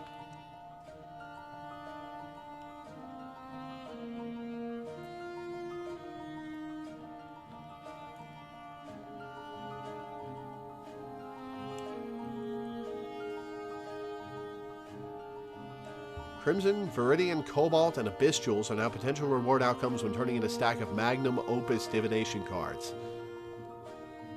Following maps have been added back to the Atlas: Ancient City, Arachnid Nest, Arachnid Tomb I like, Belfry, I like Belfry, Castle Ruins, Chateau, Colosseum, Crater,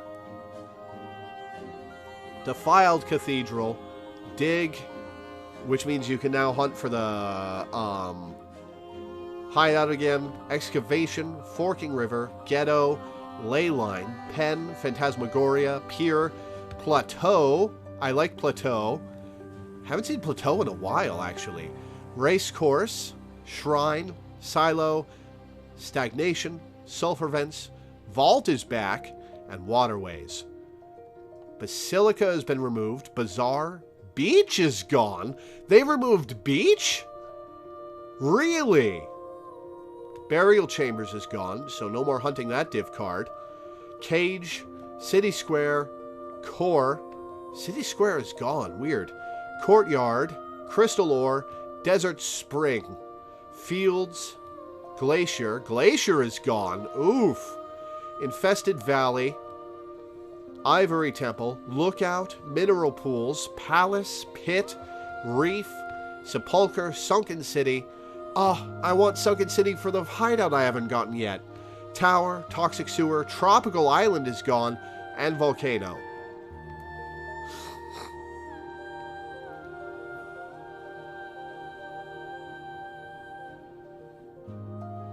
Map tiers and locations have been shuffled. Some of the map bosses you're required to defeat have changed as a result. Crafting recipes that were previously unlocked in maps that have been removed and now found within other maps currently on the Atlas.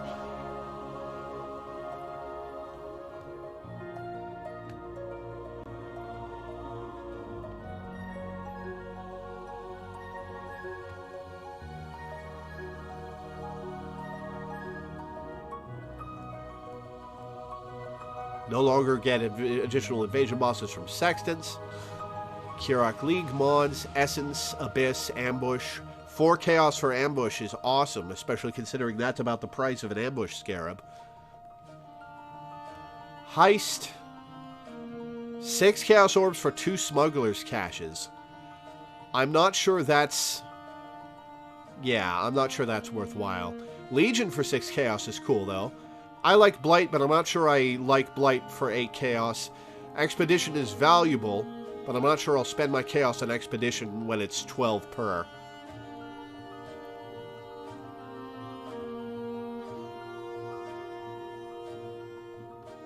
App device now remembers which math crafting option you last used, and it is automatically selected if it is available and you have the relevant currency.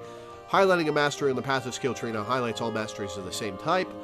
And the ability to select which microtransaction tier to display is the maximum tier for relevant equipped microtransactions. For example, you can choose to have a semi-jacked Marauder as the highest display tier rather than absolutely jacked Marauder. Why would you, you fool?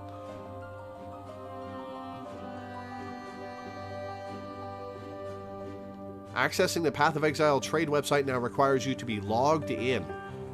Interesting.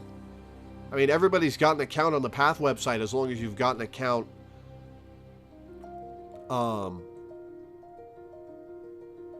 in the game. But I don't know why they'd make that change.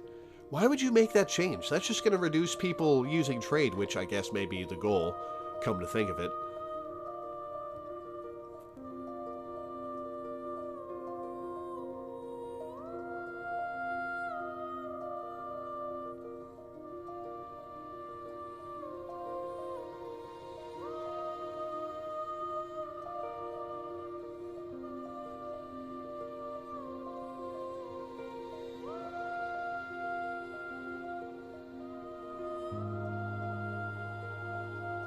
All right. Well, let's look. That is a long set of patch notes.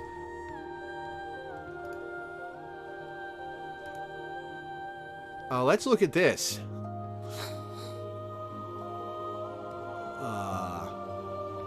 Mirrored Lake.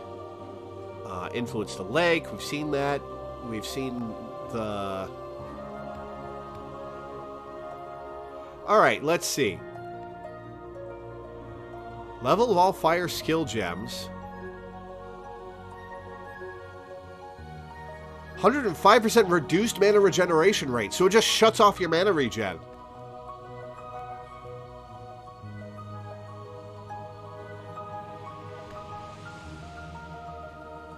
Atlas Memories. Harbinger portals drop additional currency shards when destroyed. Areas contain additional Harbinger portals. Oh, like the Harbinger boss? From Beachhead? Interesting. Well, maybe not to that tier. Breach bosses have a chance to drop a Breach Stone. Areas contain an additional large Breach Hands. Increased mana regen still exists, that's true. There's the new gems.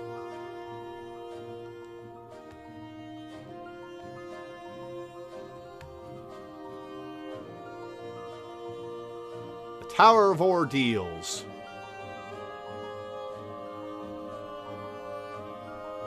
Map tier 16. Engraved Ultimatum. It's corrupted with different mods. Probably to prevent you from using Divine Orbs on it. And modernized leagues. Balance changes. Exilecon 2023. Kyrix Vault Pass.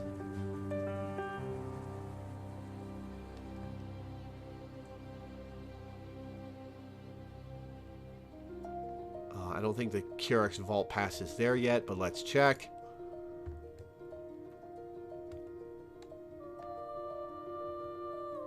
Yep, that's just the Vault Pass that's already there.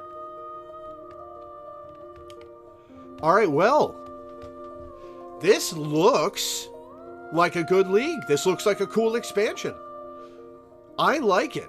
I don't know how much I'll play of it, because I've got other stuff going on. But, I'm excited. I'm much more excited for this than I was for Sentinel or Arch Nemesis. Or Scourge. This is the most excited I've been for a league in a while. This is cool. Yeah, I'm definitely going to play some of this. But yeah, that'll be the stream for today. I'm excited, guys. I'm very excited. Good changes. Good new content. Very cool stuff. But yeah, for now, thank you guys for tuning in. Thanks for hanging out. Thanks for watching. And I will see you guys next time.